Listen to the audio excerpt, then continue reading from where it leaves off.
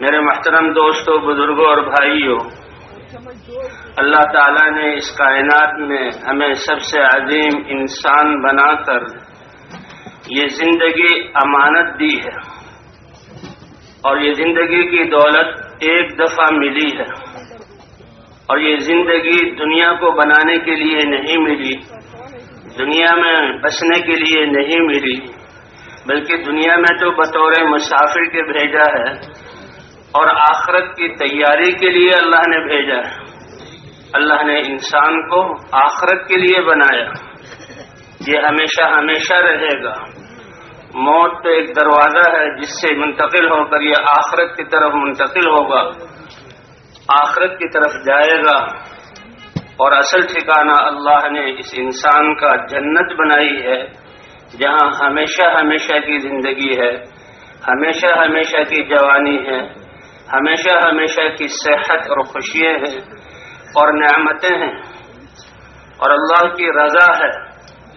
اللہ اعلان فرمائیں گے، الیوم احل علیکم رضوانی فلا اسخط علیکم بعدہ ابدا، کہ آج میں اپنی رضا کو تمہارے لیے واجب کرتا ہوں اور آج کے بعد کبھی ناراض نہیں ہوں گا۔ جنت والوں کے لیے اللہ کی رضا کی خوشخبری یہ سب سے بڑی نعمت ہوگی۔ اللہ نے بھی قرآن میں جہاں ایمان اور اعمال والوں کے لیے جنت کے باغات، وہاں کے محلات، وہاں کی نعمتیں اور خوشیاں اس کا ذکر کیا، تو وہاں یہ فرمایا وَرِضْوَانٌ مِّنَ اللَّهِ اکبر، اے میرے بندو میری رضا کا حاصل کر لینا یہ جنت سے بھی بڑی چیز ہے۔ تو اللہ نے دنیا میں ہمیں بھیجا ہے، یہ زندگی اور جو کچھ ہمارے پاس ہے یہ اللہ نے امانت دی ہے آخرت کی تیاری کے لیے۔ تو یہاں پر پوری دنیا کا بادشاہ بن جائے اللہ کے ہاں اس کی وہ قیمت نہیں، وزارتیں ساری اس کو مل جائیں، ساری زمینوں کا مالک ہو جائے، زراعت کے نقشے قائم ہو جائیں، تجارت کے نقشے اس کے پاس ہوں، اور دنیا کے اسباب اس کے پاس جمع ہوں، تو اس کی وہ حیثیت نہیں ہے، بلکہ جو قیمت جو ہے اللہ کے پر ایمان لانا اور اللہ کے سامنے جھکنا، اس کی قیمت ہے۔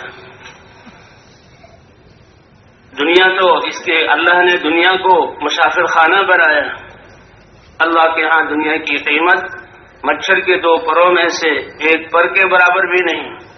لو كانت الدنيا تعدل عند الله جناح بعوضة لما سقى منها كافرا شربا، دنیا اور دنیا کے جو اسباب ہیں ساری نعمتیں، اگر اس کی قیمت اللہ کے ہاں مچھر کے 2 پروں میں سے ایک پر کے برابر ہوتی تو اللہ کسی کافر کو نہ ماننے والے کو ایک گھونٹ پانی بھی نہ پلاتے۔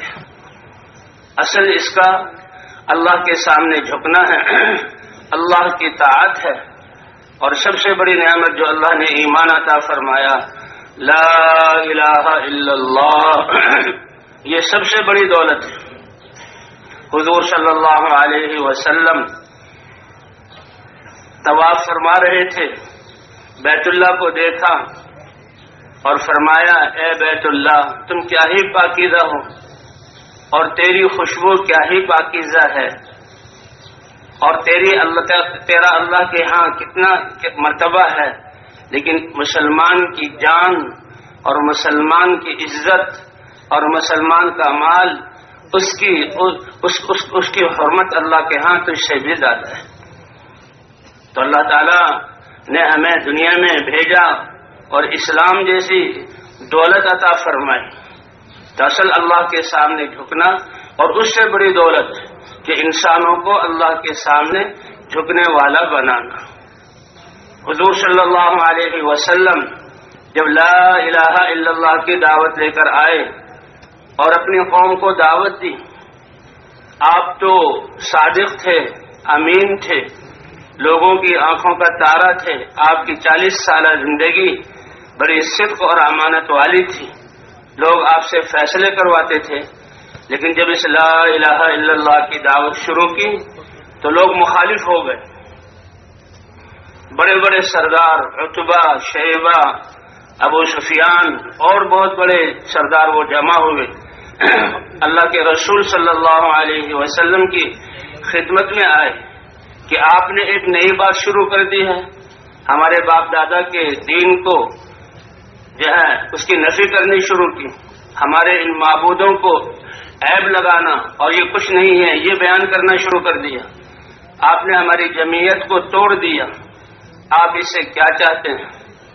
اگر آپ اس سے عزت اور شرافت چاہتے ہیں تو سودنا کا ہم آپ کو اپنا سردار مان لیتے ہیں بالاتفاق، اور کوئی بھی فیصلہ آپ کی رائے کے خلاف نہیں ہوگا، جو آپ فیصلہ فرمائیں گے ہم وہ کریں گے۔ آپ بتائیے کہ اس کام سے آپ سرداری چاہتے ہیں یا بادشاہ بننا چاہتے ہیں؟ ملکنا کا علینا، ہم آپ کو اپنا بادشاہ مان لیں گے، آپ ہمارے بادشاہ ہیں، لیکن اس کام کو چھوڑ دیں۔ اور کیا آپ مالدار بننا چاہتے ہیں تو سارے مال لا کر ہم آپ کے قدموں میں ڈال دیں گے۔ آپ اس سے جو ہے کوئی خوبصورت عورتیں چاہتے ہیں تو اپنی عورتوں کو جمع کر دیں گے، آپ جس کو چاہیں پسند کر لیں۔ لیکن اللہ کے رسول صلی اللہ علیہ وسلم نے سب کا انکار کیا کہ میں نہ سرداری چاہتا ہوں، نہ بادشاہت چاہتا ہوں، نہ مالدار بننا چاہتا ہوں، نہ میں تمہاری خوبصورت عورتیں چاہتا ہوں، مجھے تو اللہ نے ایک پیغام دے کر بھیجا ہے، بشیر اور نذیر بنا کر بھیجا ہے، میں تمہیں اللہ کی طرف ایمان اس کی دعوت دوں، لا الہ الا اللہ کی دعوت دوں، اور جو اللہ نے احکام دین اتارا ہے اس کی طرف میں بلاؤں اور اللہ کی نافرمانیوں سے روکوں۔ تو اچھا، جو چیزیں ہم نے آپ کے سامنے پیش کی ہیں آپ نے اس کو قبول نہیں کیا اور آپ کہہ رہے ہیں اللہ کے رسول ہیں، تو پھر ہم پہاڑ کتنی تنگی والی زندگی گزار رہے ہیں، کتنی فقر و فاقے والی زندگی گزار رہے ہیں۔ ہمارا یہ مکہ شہر پہاڑوں کے درے ہیں اور تنگ ہے، آپ اپنے رب سے دعا کیجئے کہ اللہ پہاڑوں کو دور کر دے اور ہمارے شہر کو میدان والا وسیع بنا دے، عراق اور شام کی طرح یہاں باغات ہو جائیں اور یہاں نہریں چالو ہو جائیں، اور اللہ جو ہے تو آپ کا رب ہمیں نعمتیں دے دے، ہمیں اس فقر و فاقے سے نکال دے۔ اللہ کے رسول صلی اللہ علیہ وسلم نے فرمایا مجھے یہ چیزیں دے کر نہیں بھیجا گیا، مجھے تو یہ دعوت دے کر بھیجا گیا ہے، اور میں تو اللہ نے قرآن دیا ہے اور اللہ نے اپنے احکام دیے ہیں، میں تو بشیر اور نذیر کہ ایمان والوں کو اللہ کی رضا اور نعمتیں اور جنت کی خوشخبری سناؤں اور نافرمانی کرنے والوں کو اللہ کے عذاب سے ڈراؤں۔ تو اچھا، جو ہم نے پیش کیا وہ بھی آپ قبول نہیں کر رہے، اور جو ہم نے کہا کہ ہمارے لیے یہ کام کر دیں وہ بھی آپ قبول نہیں کر رہے، تو ہمارے جو لوگ اس دنیا سے جا چکے ہیں ان میں سے کسی کو زندہ کرا دیں۔ آپ کہہ رہے ہیں کہ انسان کو اللہ زندہ فرمائیں گے، تو وہ آپ کی تصدیق کر دیں۔ آپ نے فرمایا نہیں، مجھے اس کے لیے نہیں بھیجا گیا، فرشتے اتر جائیں آپ کے لیے، وہ آپ کے لیے گواہی دے دیں۔ اللہ تعالی، ہم آپ کو دیکھ رہے ہیں کہ آپ ہم میں سے ایک شخص ہیں اور دنیا کے اعتبار سے کتنے تنگی والی حالت ہے، اللہ تعالیٰ آپ کے سونے چاندی کے محلات بنا دیں اور اللہ تعالیٰ آپ کو پر نعمتوں کی بارش فرما دیں۔ فرمایا ہے کہ میں یہ اس لیے نہیں بھیجا گیا، مجھے تو بشیر اور نذیر بنا کر بھیجا گیا ہے اور میں لا الہ الا اللہ اس کی دعوت دے کر آیا ہوں۔ تو بھائی سب سے بڑی بات کہ یہ انسان اس کے دل میں ایمان کیسے آ جائے، اس کا یقین کیسے درست ہو جائے، اور اللہ کے سامنے یہ جو ہے اللہ کے سامنے جھکنے والا کیسے بن جائے۔ اور اس سے بڑی بات ہم حضرت محمد صلی اللہ علیہ وسلم کی امت ہیں، سارے انسانوں کو اللہ کے سامنے جھکانے والے ہم کیسے بن جائیں۔ یہ سب سے بڑی نعمت ہے، یہ سب سے بڑی عزت ہے جو اللہ نے عطا فرمائی ہے۔ تو اللہ کا دین، اللہ نے دین مرحمت فرمایا، سب سے بنیادی چیز لا الہ الا اللہ کا یہ کلمہ ہے، اور سب سے اہم چیز یہ اللہ کی ذات پر یقین ہے۔ ساری چیزوں سے یقین نکل کر اللہ کی ذات پر یقین آ جائے کہ اللہ کے علاوہ کوئی عبادت کے لائق نہیں، اللہ تعالیٰ ساری کائنات کے بغیر سب کچھ کرنے پر قادر ہے، اور کائنات اپنے موجود ہونے میں، باقی رہنے میں اور اپنی صفات کو ظاہر کرنے میں اللہ کے امر کی محتاج ہے۔ اللہ کے امر کے بغیر کائنات میں سے کوئی چیز کچھ بھی نہیں کر سکتی۔ یہ یقین ہمیں ہمارے دلوں میں آ جائے، پھر اللہ تعالیٰ نے اپنے سامنے جھکنے کے لیے اور پسندیدہ زندگی اختیار کرنے کے لیے اللہ نے یہ مبارک دین مرحمت فرمایا۔ دین کیا ہے؟ مالک یوم الدین۔ دین کے معنی ہے بدلہ، کہ اللہ تعالیٰ یہ دین جو ہے پوری زندگی اللہ کے احکام سے معمور اور آباد ہو، اللہ کے احکام سے بھری ہوئی ہو۔ اللہ تعالیٰ احکام پر بھی دیتے ہیں اور احکام تک پہنچنے کا جو ذریعہ ہے اللہ اس پر بھی عطا فرماتے ہیں۔ اللہ کے راستے کے غبار، اس پر بھی اللہ تعالیٰ نعمتیں دیتے ہیں۔ انسان اللہ کے دین کے لیے بھوکا رہے، پیاس آ جائے، تھکن آ جائے، پسینہ بہے، سانس چڑھ جائے، یہ ساری مشقتیں نیکی بنا کر لکھی جاتی ہیں۔ اور مسلمان کی زندگی اور اجر کی ابتدا تو نیت سے ہوتی ہے۔ انما الاعمال بالنیات، کہ اعمال کا دار و مدار نیت پر ہے۔ حدیث میں آتا ہے کہ ایک نیکی کی نیت کر لیتا ہے تو نیت کی وجہ سے وہ ایک نیکی لکھ دی جاتی ہے، اور اگر برائی کی نیت ہوئی لیکن اللہ کے ڈر اور ایمان کی وجہ سے اس سے بچ گیا، اپنے آپ کو بچا لیا کہ نہیں یہ برائی نہیں کرنی، یہ بھی ایک نیکی لکھی جاتی ہے۔ تو نیت پر ایک نیکی، اور پھر اللہ کی طرف سے جو دین ہے کہ انسان جب اس نیکی کو کر لیتا ہے اللہ 10 نیکیاں بنا کر جو ہے وہ لکھتے ہیں، کہ جو ایک ہے من جاء بالحسنۃ فلہ 10 امثالھا، ابتدا 10 گنا اجر سے ہوتی ہے، اور پھر نسبتوں کے بدلنے اور حالات کے بدلنے سے اللہ تعالیٰ اور اخلاص کی برکت سے نعمتوں ان نیکیوں کے اجر کو اللہ بڑھا دیتے ہیں، لاکھوں گنا کر دیتے ہیں، کروڑوں گنا کر دیتے ہیں، حتیٰ کہ اللہ تعالیٰ بے حساب عطا فرماتے ہیں۔ اس لیے کہتے ہیں مسلمان ایمان والا، اس کی زندگی تو 60-70 سال کی ہے، بڑی مختصر سی ہے، اس میں یہ سوتا بھی ہے، کھاتا پیتا بھی ہے، اپنی حاجتیں بھی، ضروریات بھی پوری کرتا ہے، تو یہ تھوڑی سی مختصر سی زندگی، لیکن اس کی نیت ایمان کی وجہ سے کہ میں تو اللہ کا بندہ ہوں، میں نے تو اللہ کے حکم کو ماننا ہے، میں نے تو زندگی اللہ کے احکام کے مطابق گزارنی ہے، کیونکہ یہ کلمہ اخلاص ہے، کلمہ تقوی ہے، اور اللہ کے نافرمانیوں سے بچنا ہے، تو نیت چاہے یہ کروڑوں سال زندہ رہے، اس نے تو اللہ کی ذات پر ایمان اور یقین رکھتے ہوئے زندگی گزارنی ہے اور اللہ کے احکام کو پورا کرنا ہے، تو اس کی نیت کی وجہ سے اللہ ہمیشہ ہمیشہ کی کبھی ختم نہ ہونے والی جنت کی خوشیاں اور کامیابیاں اور نعمتیں اور اللہ اپنی رضا عطا فرماتے ہیں۔ زندگی تو بہت تھوڑی سی ہے۔ کافر وہ کفر پر ہے، اس کی نیت ہی ہے بتوں کو پوجنا، اس کی نیت ہی ہے رسم و رواج پر چلنا، چاہے ہزاروں سال کی زندگی دی جائے، اس کی نیت کی بنیاد پر اللہ ہم سب کی حفاظت فرمائے، ہمیشہ ہمیشہ کی اس کے لیے سزا ہے کہ اعمال کا دار و مدار نیت پر۔ یہ تو نیت سے کہ ہم سب یہ نیت کر لیں، یہ جو بات ہو رہی ہے سارے پرانے ساتھی ہیں، اے اللہ ہم تو حضور صلی اللہ علیہ وسلم کی محنت والے ہیں، یہ ہماری زندگی کا مقصد ہے، خود تیرے دین پر آنا، تیرے سامنے جھکنا، تیرے احکام کو پورا کرنا، اور ساری انسانیت جو موجود ہے ان کو اور قیامت تک آنے والی نسلوں کو تیری طرف بلانا، تیرے سامنے جھکانا، ان کے دلوں میں تیری ذات پر یقین کا پیدا کرنا اور ان کی زندگیوں کو تیرے احکام سے آباد کرنا، یہ ہماری نیت ہے۔ اگر ہم یہ نیت کر لیں تو اللہ کے ہاں اس نیت کی وجہ سے ہمارا یہی مرتبہ ہو جائے گا۔ تو کیا خیال ہے، سب نیت کرتے ہیں انشاءاللہ؟ ہاں۔ دین کا معنی بدلے کا ہے۔ اللہ تعالیٰ جو ہے اعمال پر دیتے ہیں، اور جو اعمال کے ذرائع ہیں ان پر بھی اللہ تعالیٰ دیتے ہیں، چلنے پر بھی، قدموں پر جو ہے کتنے، حضرت ابوبکر صدیق رضی اللہ تعالیٰ عنہ حضرت اسامہ ابن زید رضی اللہ تعالیٰ عنہ کے لشکر کو روانہ کر رہے ہیں، حضرت اسامہ ابن زید جو ہے وہ اپنی سواری پر ہیں، حضرت ابوبکر صدیق پیدل چل رہے ہیں، ان کی سواری کی نکیل عبد الرحمن ابن عوف نے پکڑی ہوئی ہے اور اسامہ کو روانہ کر رہے ہیں۔ حضرت اسامہ چھوٹی عمر کے تھے، حضرت ابوبکر کا مرتبہ، اور اب جو ہے وہ خلیفہ رسول بن گئے اور جماعت کو روانہ کر رہے ہیں۔ حضرت اسامہ رضی اللہ تعالیٰ عنہ نے عرض بھی کیا، اے خلیفہ رسول اللہ، اے ابوبکر، یا تو آپ بھی سوار ہو جائیں یا مجھے اترنے دے، میں بھی آپ کے ساتھ پیدل چلوں۔ فرمایا چھوڑ، ابوبکر کو پیدل چلنے دے اور اپنے اس جسم پر اللہ کے غبار سے، اللہ کے راستے کی غبار سے غبار آلودہ ہونے دے،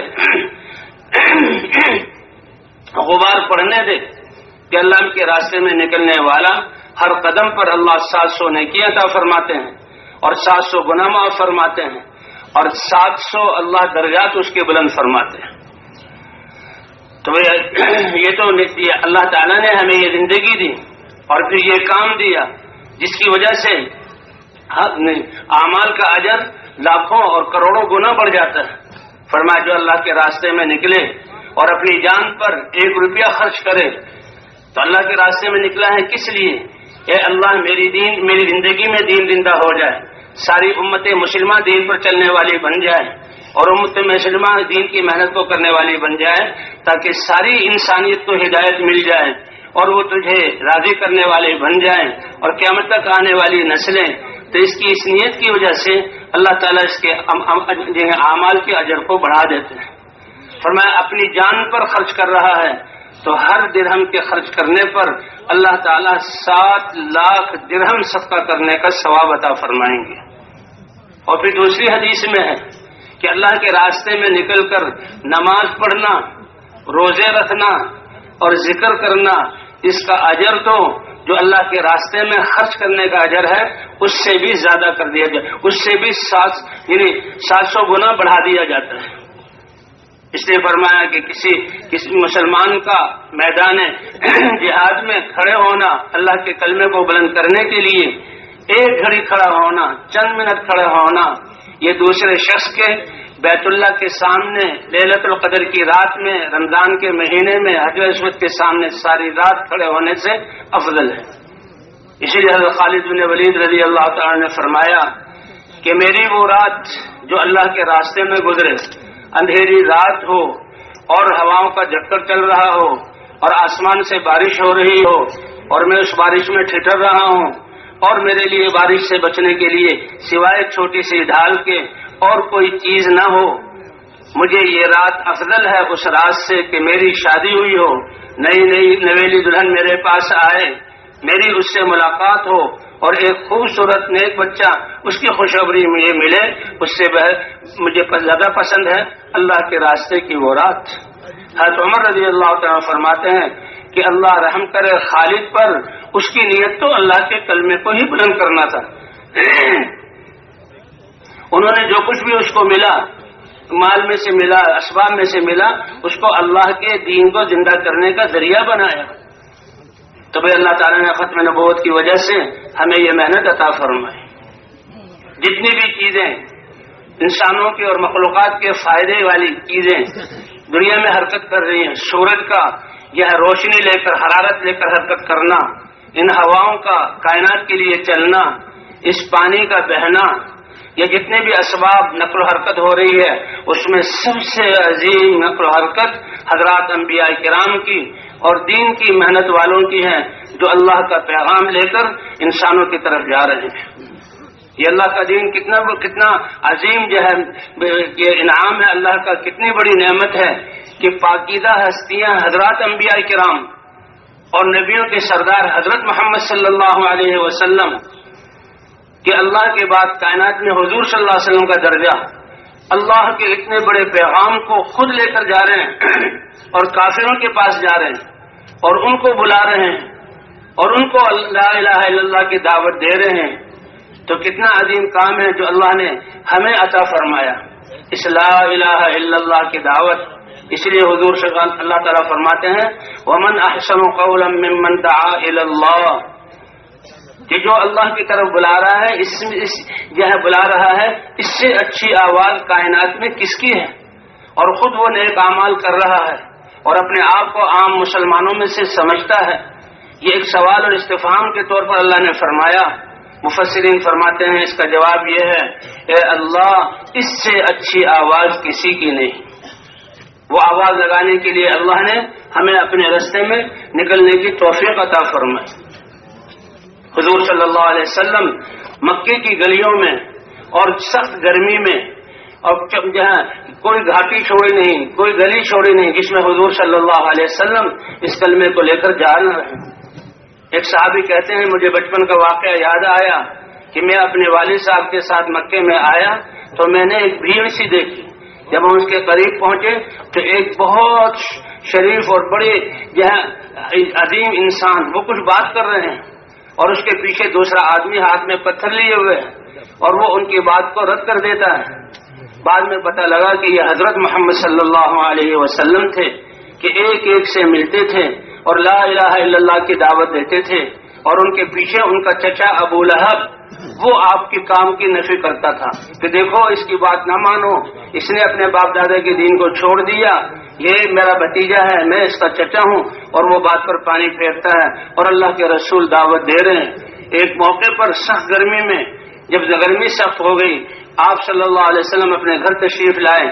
آپ کی صاحبزادی حضرت زینب رضی اللہ تعالیٰ عنہ نے دیکھا تو آپ کی اس تھکاوٹ اور آپ کے پراگندہ بال اور آپ کی اس گرمی اور پسینے کے بہنے پر وہ رونے لگی اور کہنے لگی میری قوم کو کیا ہوا کہ میرے والد یہ اللہ کے رسول یہ تو ان کو کامیابی اور اللہ کے دین کی طرف بلاتے ہیں اور وہ اس کا انکار کرتے ہیں، مخالفت کرتے ہیں.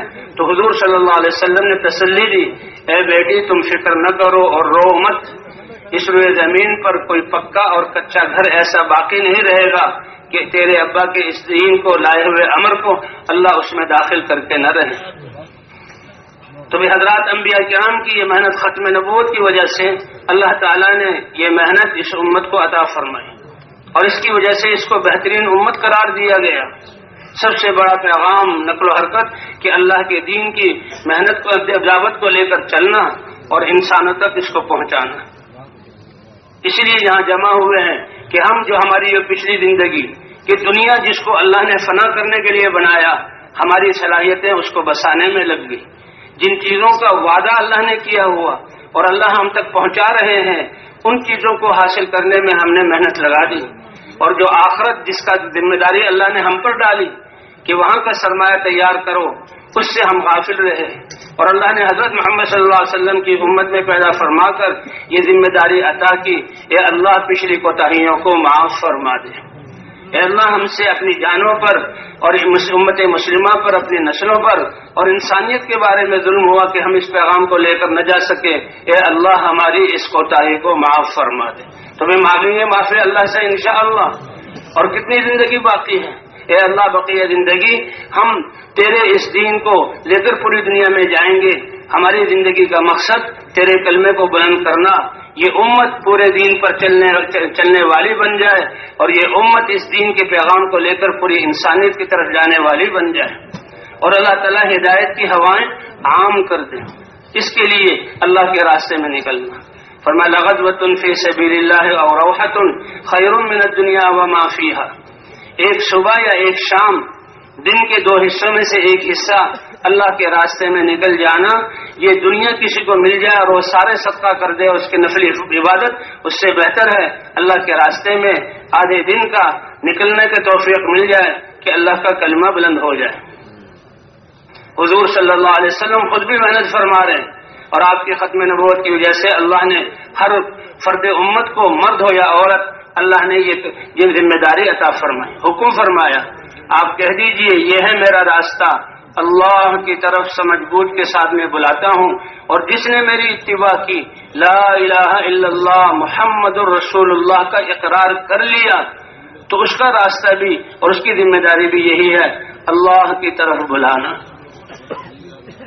تشریف ہے ہماری زندگی اس کے لیے. اسی کے لیے حضور صلی اللہ علیہ وسلم جو ایمان لاتا ہے وہ فوراً حضور صلی اللہ علیہ وسلم کے ساتھ دعوت میں شریک ہو جاتا ہے. جیسے لا الہ الا اللہ اس میں وعدہ ہے، اے اللہ تیرے احکام پر چلیں گے، تیری بندگی کرتے ہوئے زندگی گزاریں گے. تو محمد الرسول اللہ، اے اللہ ہماری زندگی تیرے نبی کے طریقے کے اور سنت کے مطابق ہوگی اور ہمارا کام بھی حضور صلی اللہ علیہ وسلم والا کام ہے. آپ خاتم النبیین ہیں. ختم نبوت کے عقیدے کی وجہ سے یہ فریضہ اللہ نے اس امت کو عطا فرمایا. جیسے اللہ جسموں کے رب ہے مادی نعمتیں پہنچاتے ہیں، اسی طرح اصل روح ہے، روح کی تربیت کے لیے اللہ نے نبیوں کو بھیجا. وَإِن مِّنْ أُمَّةٍ إِلَّا خَلَا فِيهَا نَذِيرٌ. کسی قوم کو اللہ نے نبی کے بغیر خالی نہیں کیا. فرمایا ہم ان کو عذاب نہیں دیں گے، ہلاک نہیں کریں گے جب تک کہ نبی نہ آ جائے اور نبی محنت نہ کریں. اور نبی کی محنت کے بعد جب حق وجود میں آیا تو پھر اللہ باطل پر جو ہاتھ اٹھاتے تھے باطل کو ختم کرتے تھے. 1,24,000 انبیاء اللہ نے بھیجے. سب سے آخر میں سارے نبیوں کے سردار حضرت محمد صلی اللہ علیہ وسلم تشریف لائے، آپ پر نبوت کے دروازے کو بند کر دیا، مہر لگ گئی، آپ کے بعد کوئی نبی نہیں آئے گا، آپ کو 23 سال محنت کا عرصہ دیا گیا۔ تو یہی محنت اس امت کے دن میں ہو گئی، مردوں کے دن میں بھی، عورتوں کے دن میں بھی۔ حضور صلی اللہ علیہ وسلم نے جب حضرت خدیجہ رضی اللہ تعالیٰ عنہ کو دعوت دی، اے خدیجہ اب برملا اعلان کرو اور نعمتوں سے بیزاری کا اظہار کرو اور لا الہ الا اللہ کا اقرار کرو اور محمد رسول اللہ مجھے اللہ کا رسول مانو۔ تو حضرت خدیجہ رضی اللہ تعالیٰ نے فرمایا، اے اللہ کے رسول، آپ اپنے گھر میں اپنی دعوت کی ابتدا مجھ سے کر رہے ہیں تو یہ میرے لیے سعادت کی بات ہے، سب سے پہلے میں اس دعوت کو قبول کرتی ہوں۔ اور یہ صحابہ کی خاصیت تھی، حضور صلی اللہ علیہ وسلم کی صحبت کی برکت تھی، اور لا الہ الا اللہ کا سچا اقرار تھا۔ جیسے وہ اس کلمے کو اخلاص کے ساتھ کہتے تھے تو اسی طرح اس کلمے کے اقرار کرتے ہی ان کے دلوں میں حضور صلی اللہ علیہ وسلم والا غم آ جاتا تھا، اور فوراً جو کچھ اپنے اوپر پیش آنے والا اور حالات جو پیش آنے والے ہیں مخالفت کے، ان کی پرواہ کیے بغیر اس کلمے کی دعوت میں لگ جاتے۔ حضرت خدیجہ رضی اللہ تعالی عنہا تاجرہ تھی اور گھر میں نعمتوں کی جو ہے فراوانی تھی، اچھی زندگی گزر رہی تھی، لیکن اس کلمے کے پڑھتے ہی تجارت کی فکر ختم ہو گئی، اور اب اللہ کا دین کیسے زندہ ہو۔ اس لیے آتا ہے کہ سب سے پہلے حضور کو تسلی دی، سب سے پہلے حضور کی ہمدردی کی، سب سے پہلے اللہ کے دین کی مدد کی اور اللہ کے رسول کی مدد کی، اور اپنا مال لگایا، وہ خدیجہ رضی اللہ تعالیٰ عنہ نے لگایا، فوراً اس کی دعوت شروع کر دی۔ تو مرد ہو یا عورت ہو، امت کا ہر فرد اس دعوت میں لگتا تھا۔ اب دعوت میں فکر لگی اور تجارت کی فکر چھوٹی، اللہ کی ذات پر یقین آ گیا، تو پھر جب تجارت کی جو فکر چھوٹی تو مال ختم ہوتے ہوتے ختم ہو گیا، حتیٰ کہ فاقے کی نوبت آ گئی۔ گھر میں فاقہ ہے، حضور صلی اللہ علیہ وسلم اس گھر سے بیت اللہ کی طرف جا رہے ہیں اور اللہ کا پیغام آتا ہے، جبرائیل علیہ السلام حاضر ہوتے ہیں، کہتے ہیں اے اللہ کے رسول، آج آپ کے رب اللہ نے آپ کی بیوی خدیجہ کو سلام بھیجا ہے۔ تو بھئی اللہ نے یہ محنت ہمیں عطا فرمائی، اللہ تعالیٰ اس محنت کو آداب کے ساتھ کرنے کی توفیق عطا فرمائے۔ دین سارے کے سارا ادب ہے، حضور صلی اللہ علیہ وسلم کی محنت ساری آداب اور سلیقے سے مزین ہے۔ فرمایا علمنی ربی فاحسن تعلیمی، میرے رب نے مجھے علم عطا فرمایا، بہت اچھا علم عطا فرمایا۔ میرے رب نے زندگی کی سلیقے اور آداب اور سب سے بہترین آداب اور سلیقے مجھے عطا فرمائے، حتیٰ کہ اللہ خود گواہی دے رہے ہیں انک لعلی خلق عظیم۔ اس لیے یہ محنت اس کے آداب ہیں، جس میں دو بنیادی چیزیں ہیں، ایک نقل و حرکت ہے اور ایک اجتماعیت ہے۔ ہر ایک اپنے طریقے پر محنت کرے ایسا نہیں، اس امت کا افتراق اللہ کو پسند نہیں، کہ دین ہی اللہ نے اس لیے اتارا کہ دل جڑ جائیں، دل جڑ جائیں۔ وَاذْكُرُوا نِعْمَتَ اللَّهِ عَلَيْكُمْ إِذْ كُنْتُمْ أَعْدَاءً فَأَلَّفَ بَيْنَ قُلُوبِكُمْ فَأَصْبَحْتُمْ بِنِعْمَتِهِ إِخْوَانًا۔ اللہ نے تمہیں اس دین کے ذریعے، تم ایک دوسرے کے خون کے پیاسے اور دشمن تھے، بھائی بھائی بنا دیا، اور بھائی بن کے ایک دوسرے کا ہمدرد بن کر زندگی گزارو۔ تو اجتماعیت ہے، اور دوسرے نقل و حرکت ہے۔ نقل و حرکت کا کیا مطلب کہ جیسے سورج کی روشنی جن فضاؤں کو ضرورت ہے، جس جس مخلوق پر پہنچنی چاہیے، اللہ اپنی قدرت سے پہنچا رہے ہیں۔ جہاں جہاں پانی کو بھیجنا ہے، جاری کرنا ہے، اور اس کی بقا پانی کے ساتھ ہے، اللہ اپنی قدرت سے پانی کو پہنچا رہے ہیں، ہواؤں کو اللہ چلا رہے ہیں۔ تو اسی طرح اس پیغام کو لے کر پوری دنیا کے انسان ان کی نیت کرنا۔ اس لیے ہمارے اللہ کے راستے میں نکلنے کا مقصد کہ اللہ ہم میں خود تقویٰ آ جائے، ہم تیرے احکام پر چلنے والے بن جائیں، ہماری زندگی پاکیزہ بن جائے، اور اے اللہ اس پیغام کو پوری دنیا کے انسانوں تک پہنچانے والے بن جائیں۔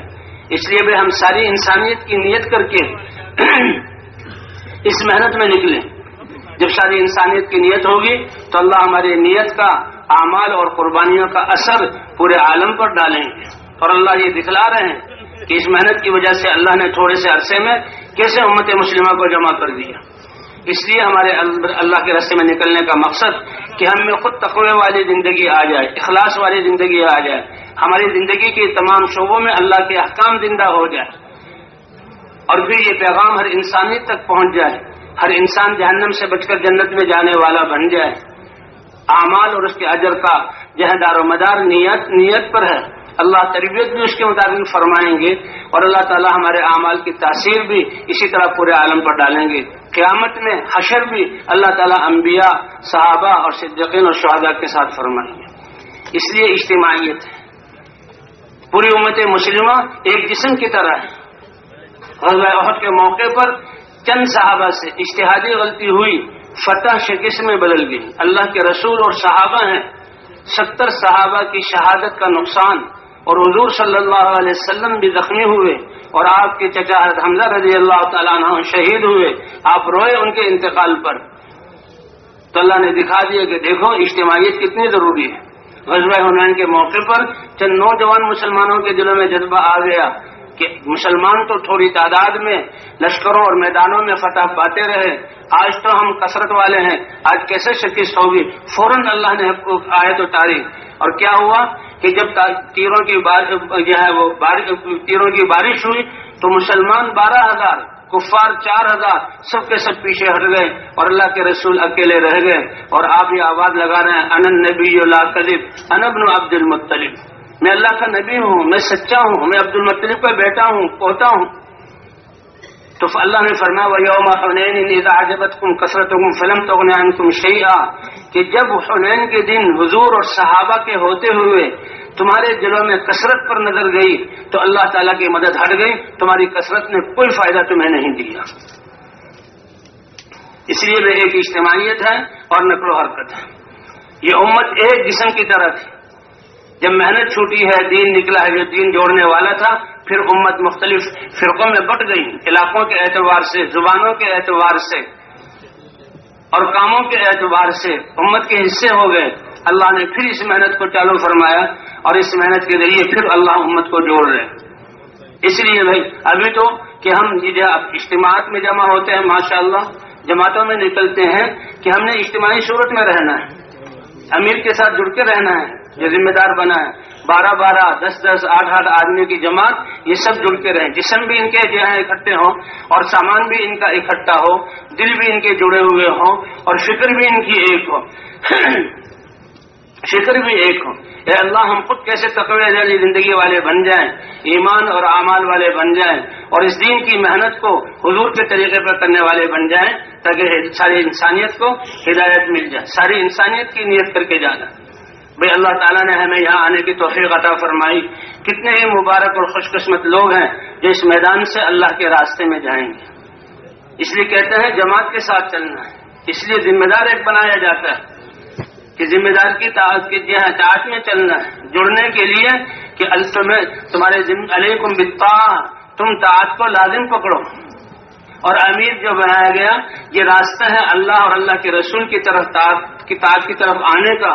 امیر چاہے وہ عمر میں کم ہو، تجربے میں کم ہو، کیسی شکل و صورت کا ہو، درجہ بھی اس کا کم ہو، لیکن جب ذمہ دار بنا دیا گیا تو اس کی طاعت، من اطاع امیری فقد اطاعنی ومن اطاعنی فقد اطاع اللہ ومن اطاع اللہ فقد فاز، جس نے میرے امیر کی اطاعت کی اس نے رسول کی اطاعت کی، اور جس نے رسول کی اطاعت کی اس نے اللہ کی اطاعت کی، اور جس نے اللہ رسول کی اطاعت کی وہ کامیاب ہو گئے۔ تو خواہشات سے نکلنا اور اپنی منچاہی زندگی سے نکلنا، رب چاہی زندگی پر آنا، اس کا بہت بڑا ذریعہ طاعت اور اجتماعیت ہے۔ اس لیے جماعتیں بنی ہیں، جماعتیں اکٹھی رہیں، اور پھر اکٹھے ہی جماعتیں اللہ کے راستے میں جائیں، اس میدان سے اللہ کے راستے جماعتیں تشکیل ہوں، یہ کتنی بڑی بات ہے۔ فرمایا کہ جماعتیں جب تشکیل ہو جائیں، جو ہی ہمیں پرچہ ملے تو فوراً ہم اللہ کے راستے میں روانہ ہوں، اور جہاں سے روانہ ہو رہے ہیں اپنی ساری چیزیں اور اسباب یہاں سے ساتھ لے کر چلیں، اور وہ اللہ کے راستے میں روانہ ہو جائیں۔ سواریوں کی وجہ سے یا کسی اور آزار کی وجہ سے ہم رکے نہیں۔ جب ہم نے وقت اللہ کو دے دیا، اس کی قیمت بہت زیادہ ہوگی کہ ایک ایک صبح ایک ایک شام یہ دنیا اور دنیا کے خزانوں کے مالک بن کر صدقہ کرنا اس سے بہتر ہے۔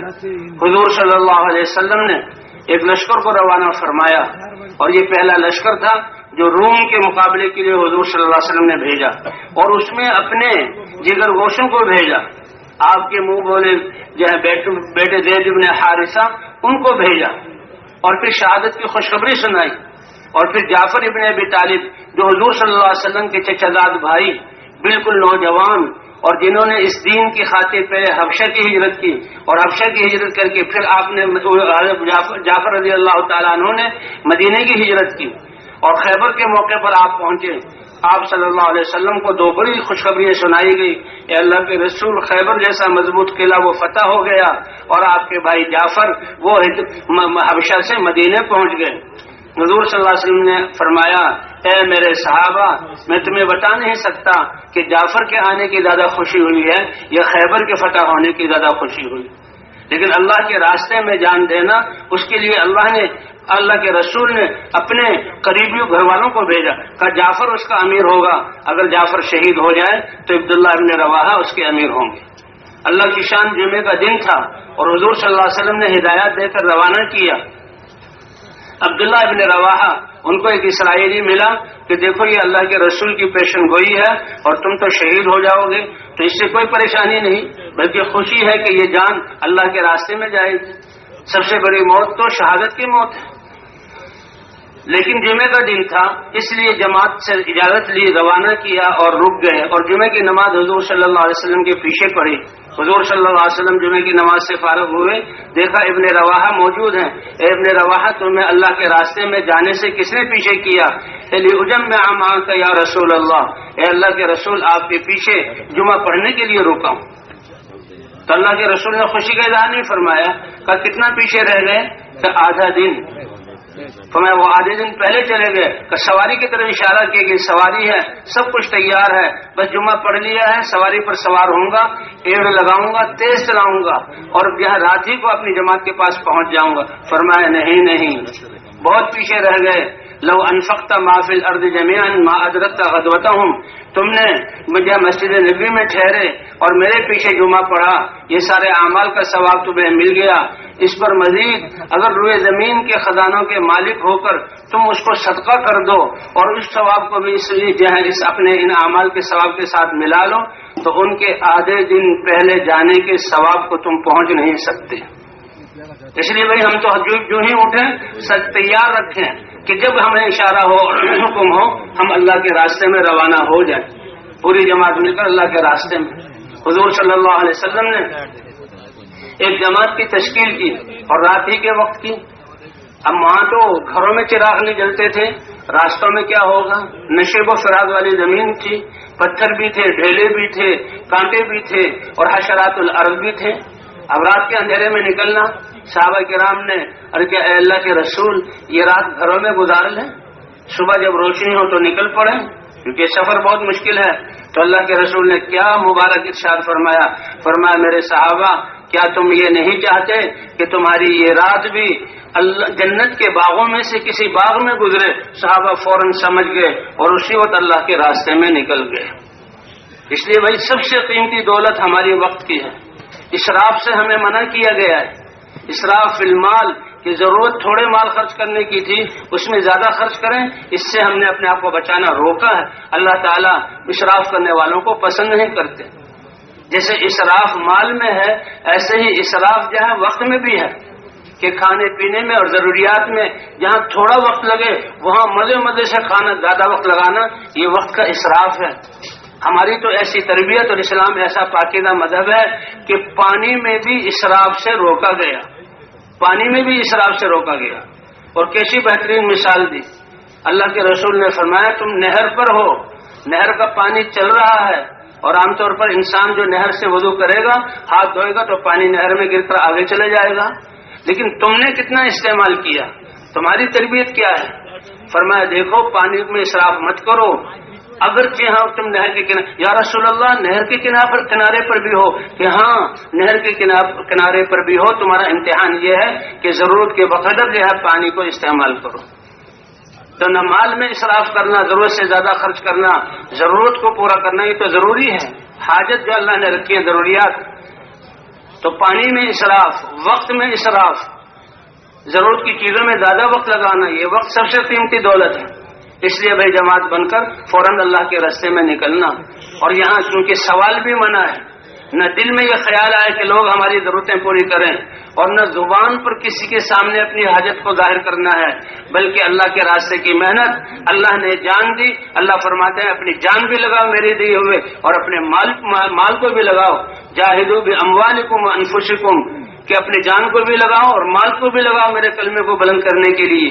تو نہ دل میں یہ جھانک ہو کہ کوئی ہماری یہاں حاجت کو پورا کر دے، نہ زبان پر سوال آئے، بلکہ کوئی پیش بھی کرے تو ہم نے نہیں لینا، ہم تو اللہ کے راستے میں نکلے ہیں، جان بھی ہماری لگے گی اور مال بھی ہمارا لگے گا، اور وقت بھی ہم اپنا خرچ کر رہے ہیں۔ اس لیے جماعت جو بن جائیں ذمہ دار کے ساتھ جڑ جائیں، اپنا سامان یہاں رکھیں، اور جہاں تشکیل ہو اس تشکیل کے بارے میں پوچھ لیں، کیونکہ اس محنت سے مقصد کہ حضور والا غم ہمیں لگ جائے، حضور والا درد ہمارے دلوں میں آ جائے، کہ آپ صلی اللہ علیہ وسلم کا ندائم الفکرت متواصل الاحزان، انسانیت کے لیے کہ یہ انسانیت ناکامی سے بچ کر کامیابی والے راستے پر کیسے چلنے والی بن جائے۔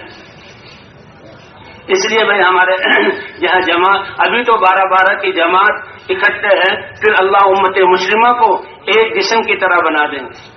ماشاء اللہ مرکزوں میں کتنا بڑا مجمع جمع ہوتا ہے، کیسے محبت سے رہتا ہے، جوڑوں پر یہ جوڑ ہے، لاکھوں کا مجمع جمع ہے، اجتماع پر اس سے بھی زیادہ اللہ تعالیٰ اس دین کی برکت سے جوڑ بٹھا رہے ہیں۔ اس لیے بھائی جہاں تشکیل ہوئی وہاں کے حالات معلوم کر لیے جائیں کہ ہمارا اللہ کے راستے میں نکلنے کا مقصد کہ یہ دعوت والا کام ایسا ہے جو کرنے والے ہیں ان کی تربیت بھی ہو رہی ہے، ہم سب سیکھنے والے ہیں اور اپنی تربیت کے لیے نکلنے ہیں۔ ابتدا اپنی ذات سے ہے، اللہ نے ہمیں دین کی ذمہ داری دی، اس لیے ساری انسانیت کی بھی فکر، تو اس کی دعوت ایسا عمل کہ کرنے والوں کی بھی اصلاح اور تربیت ہو رہی ہے، اور ان کا یقین بھی درست ہو رہا ہے، اور ان میں بھی دین پر چلنے کی استعداد پیدا ہو رہی ہے، اور جہاں جہاں یہ پھر رہے ہیں اور ان کی جو ہے تھکاوٹیں ہو رہی ہیں کہ جسم سے جو ہے انوارات نکل رہے ہیں، ان کی دعوت کے انوارات فضا میں آ رہے ہیں اور لوگوں کے کانوں میں بات پڑ رہی ہے، ایک ہی وقت میں اللہ تعالیٰ ان کے دلوں کو بھی بدل رہے ہیں۔ یہ دعوت تو اتنا بڑا امر ہے اور انقلاب لانے کے اتنے بڑا طاقت والا کہ اللہ خود داعی ہے، واللہ یدعو الی دار السلام، تمام انبیاء کو دعوت دے کر بھیجا گیا، اور ختم نبوت کی وجہ سے اللہ نے دعوت والا کام اس امت کے ہر فرد کو، مرد اور عورت کو عطا فرمایا۔ اس لیے میں ساری چیزیں یہیں سے پوری کر کے 2 ساتھی خدمت میں لگا دیے جائیں۔ اب ہم پیدل چلیں، اللہ قادر تھے اب کہ اپنے نبی کو براق سواری دے کر پوری دنیا میں پھرا دیتے ہیں۔ لیلۃ المعراج میں آسمانوں پر اور جنت کی سیر اللہ کے دربار میں وہ براق سواری بھیجی گئی، لیکن دعوت والا کام حضور طائف پیدل گئے۔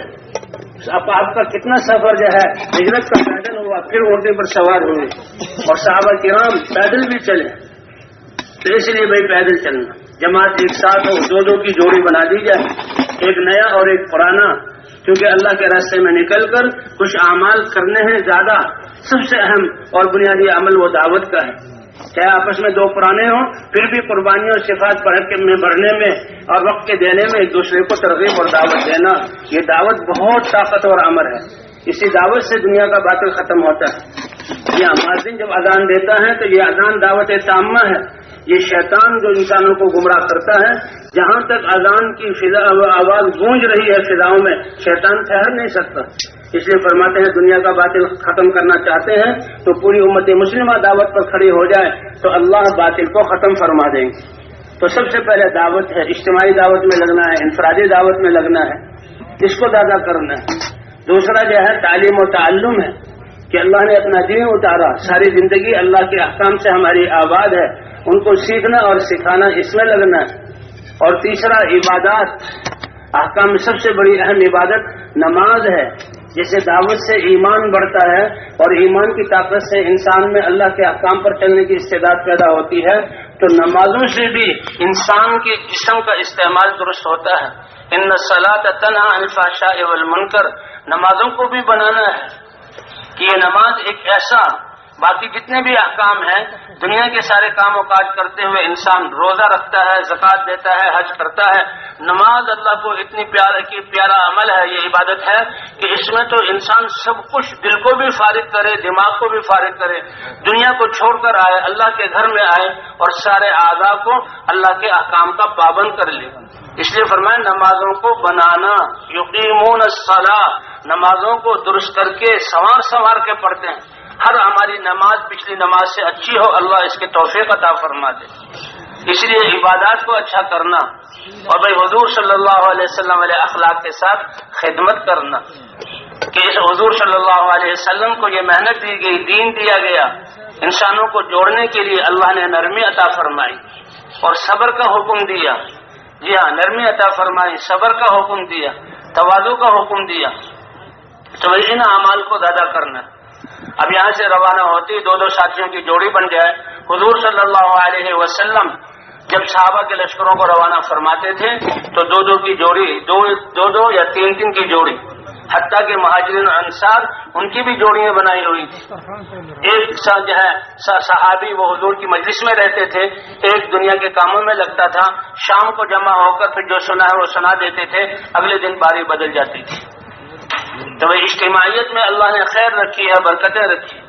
دو کی جوڑی ہو اور جماعت بھی اکٹھے ہو کر چلے اور جہاں جانا ہے وہاں کے حالات معلوم کر لیے جائیں تاکہ ابھی سے ہماری فکر اور دعائیں. اور پھر حالات معلوم کرنے کا کیا مطلب کہ جس علاقے میں ہم جا رہے ہیں وہاں والوں کی دین پر چلنے کے اعتبار سے کیا حالت ہے اور دین کی محنت کے اعتبار سے ان کی کیا حالت ہے. اس حالت کے بقدر اپنی سوچ کو دین کے لیے لگانا. انسان اپنے جسم کی جس صلاحیت کو دین کے لیے لگاتا ہے اللہ اس میں برکتیں عطا فرماتے ہیں. جب ہماری فکر دین کے لیے استعمال ہوگی تو اللہ راہیں کھولیں گے، اللہ جہاں سجھائیں گے کہ کیا کرنا ہے. اسی لیے مشورہ ہے. تو اس لیے بھائی وہاں کے حالات معلوم کر لیے جائے اور یہیں سے اس کے لیے دعا اور سوچ، اے اللہ تیرے نبی کی یہ امت، ہمارے مسلمان یہ بھائی، یہ کیسے دین پر چلنے والے بن جائیں، کیسے دین کی محنت کے لیے نکلنے والے بن جائیں، جان و مال کو لگانے والے بن جائیں. اور بھائی دو ساتھی خدمت کے لیے بھی مقرر کیے جائیں. اس لیے کہتے ہیں ذمہ دار ساتھیوں سے ایک طرف کا خرچہ اور ایک دو دن کے جہاں کھانے کے پیسے وہ جمع کر لیے جائیں اور 2-3 ساتھیوں کے پاس تقسیم کیے جائیں، ایک ساتھی کے پاس نہ رکھا جائے. اور پھر جب یہاں سے جانے کا وقت ہو تو ہماری تیاری تو پہلے سے ہو اور پھر یہاں سے 2 ساتھی ہو کر ہم چلیں.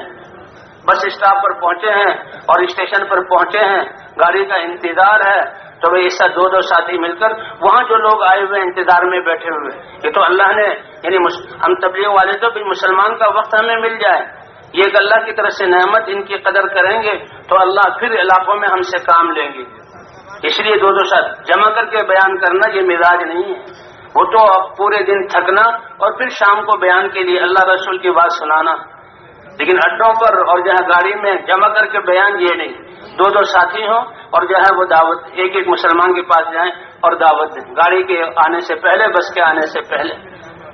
اور اجتماعی سامان جو ہے اس کا بھی ہر ایک اپنے ساتھ جو ضرورت کا سامان ہے ساتھ لے کر جائے تاکہ وہاں جا کر خرید و فروخت نہ کرنی پڑے. وہاں جا کر لوگوں کے پاس جو کچھ ہے ہماری نظر اس کی طرف نہ جائے، اپنا پورا انتظام کر کے جائیں اور دل میں استغنا ہو جو کچھ ان کے پاس ہے. تو پھر پہلے وہاں دعوت چلائیں اور پھر ہمارا ہر سفر، ہماری جو حفاظت ہوگی وہ سنتوں کو اختیار کرنے سے. سنت زندگی میں نفس کے شر سے اور شیطان کے شر سے ہماری حفاظت ہوگی اور جتنا ہمارا ہر عمل سنت کے مطابق ہوگا اس سے ہماری تربیت بھی ہوگی اور اللہ تعالی ہمارے ذریعے سے امت کو بھی فائدہ دیں گے. اس لیے راستے کے دائیں طرف چلنا، ذکر کرتے ہوئے چلنا، نظروں کی حفاظت کرنی ہے، نظروں کی حفاظت کہ ہم تو اپنے دلوں کو اور اللہ تو امت کے ساری امت مسلمہ کے دلوں کو اللہ کی طرف متوجہ کرنے آئے ہیں. یہ نظر تو شیطانوں کے تیروں میں سے ایک تیر ہے. حلال چیزیں، اچھی چیزیں یہ دیکھے گا، اس کا خیال آ جائے گا اور پھر وہ خیال نمازوں میں بھی ہمیں نہیں چھوڑے گا. اس لیے کہتے ہیں حرام سے تو اپنی نظروں کو بچانا ہے لیکن حلال سے بھی بچانا ہے تاکہ ان کا اثر ہمارے دل میں نہ آ جائے. اچھی گاڑی گزری تو اسی کو دیکھنے میں لگ گئے، اچھے مکان سے گزرے تو اسی کی اچھائی میں مگن ہو گئے. یہ تو دنیا ہے. تو نظروں کی حفاظت کرتے ہوئے چلنا، سوار ہونا وہ بھی آداب کے ساتھ. 2 ساتھی خدمت کے لیے وہ بس والوں سے بات کریں اور ان سے بھی یہ کہیں کہ بھئی ہم تو اللہ کے راستے میں نکلے ہیں، نماز کے لیے ایسی جگہ روکنا جہاں پر جو ہے وہ پانی وغیرہ کی ضروریات موجود ہوں تاکہ وہ ساتھیوں کو استنجا وضو کی ضرورت ہو تو وہ استنجا وضو کر کے نماز جماعت سے پڑھ لیں. اور گاڑی میں بھی جو ہے اگر گاڑی کہیں رکتی ہے، نظام الاوقات معلوم ہے، باوضو ہم پہلے سے مسلمان، یہ وضو تو مسلمان کا ہتھیار ہے. وہ تو ہر وقت باوضو رہتا ہے، لیکن آزار بھی رکھے ہیں تو بھائی وضو کر کے، یا اگر گاڑی کہیں رکتی ہے تو باجماعت نماز ادا کی جائے، ورنہ گاڑی کے ڈبوں میں ایسی جگہ کہ جہاں 2-3 ساتھی کھڑے ہو سکتے ہیں، 3 کی جماعت کے ساتھ نماز پڑھنا۔ اور بھائی وقت یہاں بہت قیمتی ہے، بس کہیں رکی ہے تو یہ نہیں کہ اب انہوں نے 10 منٹ کے لیے روکا ہے، اصل بات تو یہ ہے کہ ہماری دعوت ایسے چلے، اور کنڈکٹر اور جو ڈرائیور ہے اس کو بھی دعوت دیں کہ وہ بھی ہمارے ساتھ نماز میں شامل ہو جائے، لیکن اس کا وقت، اس کا مطلب یہ نہیں کہ ہمارا وقت زیادہ خرچ ہو۔ سب کا وضو ہے تو فوراً اذان دیں، نماز پڑھیں، وضو نہیں ہے تو استنجا وضو کر کے جلدی سے نماز کے لیے جمع ہو جائیں اور باجماعت نماز پڑھ کر پھر سفر میں روانہ ہو جائیں۔ گاڑی رکتی ہے، جو ٹکٹ لیے ہیں ایک ساتھی کو اس کا ٹکٹ دیا جائے، جس درجے کا ٹکٹ لیے اسی درجے میں ہم سوار ہوں۔ گاڑی جو رکے تو پہلے اترنے والے مسافروں کو آرام سے اترنے دیں، ان کا سامان پکڑ لیں، ان کو سہارا دے دیں، بچے کو گود میں لے کر اتار دیں، اور پھر اطمینان سے جو ہمارا درجہ ہے اس میں سوار۔ اور بھئی یہ اعمال ادا کرنے کے ہیں سفر میں بھی، اس لیے ہم عام لوگوں سے مل جل کر بیٹھیں تاکہ راستے میں دعوت دینے کا موقع ملے۔ لمبا سفر ہو تو آپس میں سیکھنا سکھانا اور تعلیم کا حلقہ بھی لگ جائے، اور نمازوں کے اوقات آئیں ہم نماز بھی پڑھ سکیں، اور وہی ذکر کرتے ہوئے ہم نے جانا ہے۔ لوگوں سے مل جل کر بیٹھیں گے تو سب سے پہلا امر، سب سے بڑا امر دعوت ہے۔ اللہ نے دعوت کے آداب قرآن میں بیان کی۔ اللہ اپنے نبی کو فرما رہے ادعو الی سبیل ربک بالحکمت والموعظۃ الحسنہ، آپ اپنے رب کے راستے دین کی طرف بلائیے حکمت کے ساتھ۔ حکمت ایک ملکہ ہے کہ جس کو ہم دعوت دے رہے ہیں اس کا مزاج کیا ہے، نرمی برداشت کرتا ہے یا سختی سے بات کو سمجھتا ہے، دین میں کس سطح پر ہے تاکہ آگے کی دعوت دی جائے، کتنی اس میں استعداد ہے۔ یہ دعوت دیتے دیتے اللہ یہ ملکہ ہمیں عطا فرما دیں گے۔ اور کسی کو سمجھانے کے 2 طریقے ہوتے ہیں، ایک سختی اور برے الفاظ کے ساتھ، اور ایک اچھے الفاظ کے ساتھ۔ والموعظۃ الحسنہ، ایسے نصیحت کیجئے جو دل میں اثر کرے اور اچھے طریقے پر۔ اس لیے ہر مسلمان جس سے ملاقات ہو وہ ہم یعنی سمجھ جائے کہ اس میرے بھائی نے تو مجھے بہت بڑے ذمہ داری کی طرف متوجہ کیا۔ اسی دعوت دینے میں حکمت میں سے یہ ہے تھوڑا سا تعارف ہو جائے، تعارف ہونے میں بھی ہونے میں ہی پتہ لگ جائے گا کہ یہ کس استعداد کا اور کتنا وقت ہے اس کا، اس وقت میں اس کو جو ہے دعوت ہم پوری کر لیں۔ اللہ نے یہ دعوت اتنا بڑا طاقتور امر ہے، یہ اس کا اعجاز ہے کہ ہمارا اعلان کرنے والا چند سیکنڈوں میں اپنی بات کو پورا کر لیتا ہے۔ اور بھائیوں، میری اور آپ کی اور سارے دنیا کے انسانوں کی کامیابی کے لیے اللہ نے اپنا مبارک دین مرحمت فرمایا۔ دین زندگی گزارنے کا وہ طریقہ جو اللہ نے اتارا، نبی لے کر آئے۔ اب یہ دین ہماری زندگیوں میں کیسے آ جائے تاکہ ہم کامیاب ہو جائیں، اس کے لیے نبیوں والی محنت ہے، یہ راستہ ہے۔ ختم نبوت کی وجہ سے یہ محنت ہر کلمہ گو مسلمان کے ذمہ ہے۔ اس کے بارے میں ہم بات ہوگی، آپ تشریف رکھیں۔ اس نے بات کا خلاصہ متکلم 10 منٹوں میں اس کو پھیلا کر ہر مسلمان کو تیار کرتا ہے مسجد میں لانے کے لیے۔ انفرادی دعوت میں ہم اس کو منٹوں اور گھنٹوں تک لے جاتے ہیں، بیان کرنے والا بھی گھنٹوں سمجھاتا ہے۔ تو کتنا وقت ہے، اسی وقت میں اس کو جو ہے سمجھانے کی کوشش کریں۔ اور بھائی جان اور مال اپنا، ہم تو لوگوں کا اکرام کریں، لیکن لوگوں کے پاس جو کچھ ہے نہ ہمارے دل میں ہو، اگر وہ دے بھی تو پھر احتیاطاً معذرت کر دی جائے، اس کی کسی چیز کو لیا نہ جائے۔ اگر وہ کہے کہ میں تمہارے ساتھ چلتا ہوں تو یہ سمجھایا جائے کہ اس کام کی تو ایک ترتیب ہے۔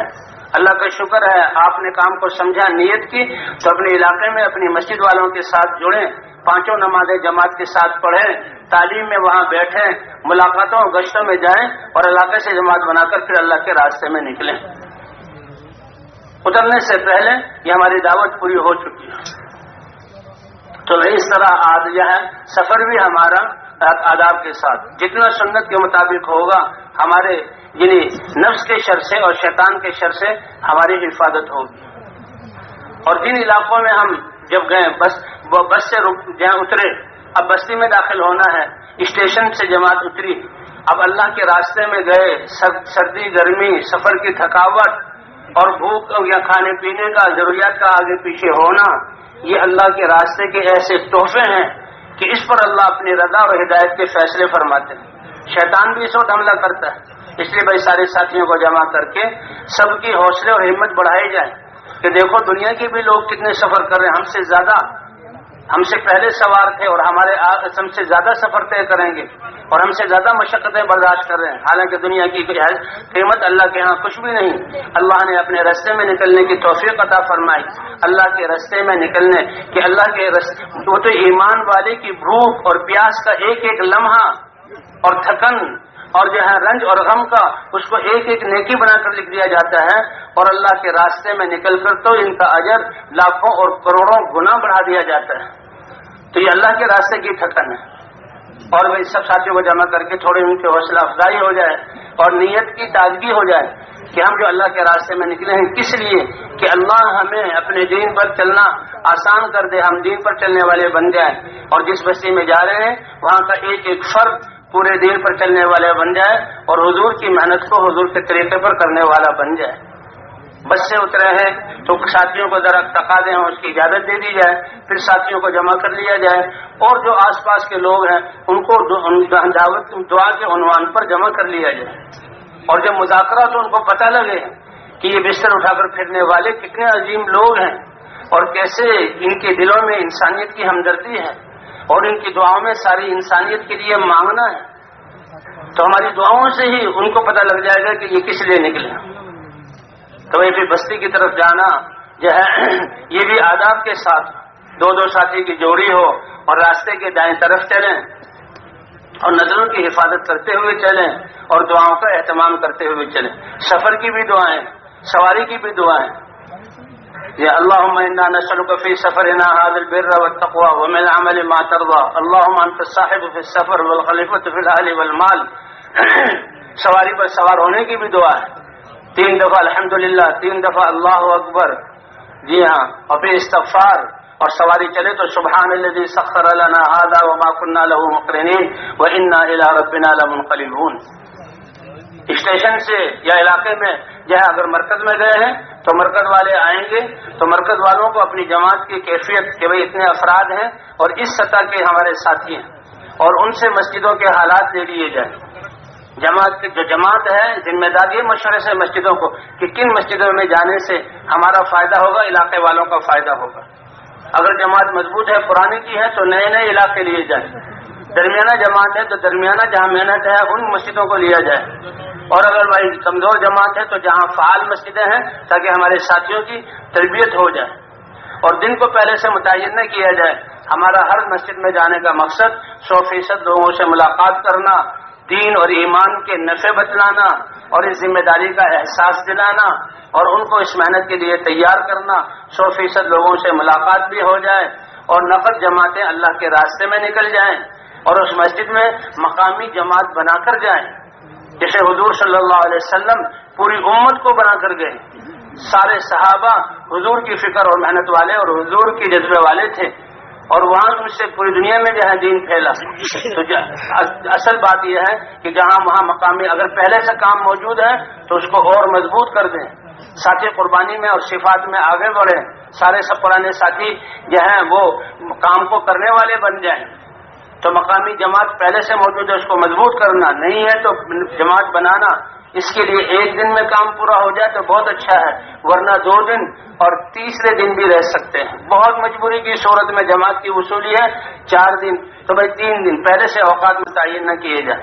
اور فرمایا کہ جو کناروں کی بستیاں ہیں فقراء اور مساکین کی، ان کی بستیوں سے کام شروع کیا جائے، اور ان سے ہوتے ہوتے ہم نے تو ہر طبقے کو لینا ہے۔ حضرات انبیاء کرام کی سب سے پہلے بات وہی لوگ مانتے تھے کہ جن کے دلوں میں اسباب اور دنیاوی نقشوں کے یقین نہیں ہوتے تھے، فقر و فاقے والے، مزدوری کرنے والے اور بہت سادہ زندگی والے، یہی سب سے پہلے بات کو مانتے تھے۔ قرآن پاک میں اس کا ذکر ہے۔ ایسے لوگوں پر محنت کرتے ہوئے پھر جہاں کوئی کسی طبقے کو اور کسی مسجد کو ہم نے چھوڑنا نہیں۔ تو بھائی جب ایسے پھر جب مسجدوں میں جائیں، بستی میں داخل ہوئے تو بستی کی دعا اللہم بارک لنا فیہا اللہم انا نسألک خیر هذا القرية، یہ دعائیں پڑھ لی جائیں۔ اگر نیا ساتھی ہے اس کو یہ دعائیں پڑھا دی جائیں۔ ایک بستی سے دوسری بستی کی طرف منتقل ہو رہے ہیں، اگر پہلے ہی سے اطلاع کر دی جائے تو پرانے ساتھی پہلے سے موجود ہوں گے اور اسی وقت مشورہ ہو کے ہمارا کام شروع ہو جائے گا۔ اگر پرانے ساتھی نہیں ہیں تو بھائی اس مسجد میں جائیں۔ اب جہاں بستی میں گزر رہے ہیں تو نظروں کی حفاظت کرتے ہوئے مسجد کے سامنے آئے تو مساجد اللہ کا گھر ہے.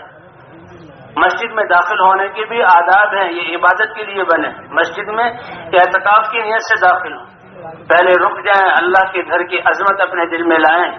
اور داخل ہونے کے بھی آداب ہیں کہ بسم اللہ والصلاۃ والسلام علی رسول اللہ اللہم افتح لی ابواب رحمتک. اور داخل ہونے کے لیے پہلے بائیں پاؤں سے جوتا نکال کر جوتے پر رکھ دیں اور دائیں پاؤں سے جوتے سے پاؤں نکال کر مسجد میں اور یہ دعا پڑھیں. اگر وہاں پر کوئی کمرہ ہے جماعت والوں کے لیے تو سامان خدمت کا اور بستر وغیرہ وہاں رکھیں اور اعمال مسجد میں کر لیں. اگر نہیں ہے تو پھر سلیقے سے سامان ایک کونے میں مرتب کر کے چادر سے ڈھک دیا جائے. لیکن خدمت کا سامان مسجد کے اندر نہ لے جائیں. خاص طور پر گیس کا چولہا یا مٹی کے تیل کا چولہا اور پیاز اور لہسن بدبودار چیزیں یہ مسجد میں لے کر داخل نہ ہوں. مساجد اللہ کا گھر ہیں. فرشتے آتے ہیں. یہ انسان اس کو جو بدبو سے کراہت ہوتی ہے تو فرشتے تو بنے ہوئے ہی نور کے ہیں. اس لیے کہتے مسواک کہ وضو میں مسواک کر لو تاکہ منہ کی بو زائل ہو جائے. یہ مسلمان جب قرآن پڑھتا ہے تو فرشتے منہ سے منہ لگا کر اس کے قرآن کو سنتے ہیں. اس لیے بدبودار چیزیں لے کر داخل نہ ہوں. اور سب سے پہلے اگر مسجد کی خدمت کی ضرورت ہے, صفائی وغیرہ وہ خدمت کر دیں, ٹینکی بھر دیں. اور سب سے پہلے 2 رکعت نماز پڑھ کر اللہ سے مانگیں. اللہ نے جہاں دعوت دی ہے اس کو راضی کرنے کے لیے اللہ نے دعا والی طاقت بھی دی ہے کہ مخلوق کو جس بات پر لانا چاہتے ہیں پہلے اللہ کے دربار میں ہم جو ہے اس کو رکھ دیں.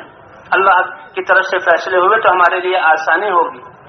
اور یہ بھی آتا ہے کہ انسان جب اپنے گھر سے نکلتا ہے یا اپنے ٹھکانے سے نکلتا ہے, ایک تو بسم اللہ توکلت علی اللہ ولا حول ولا قوت الا باللہ.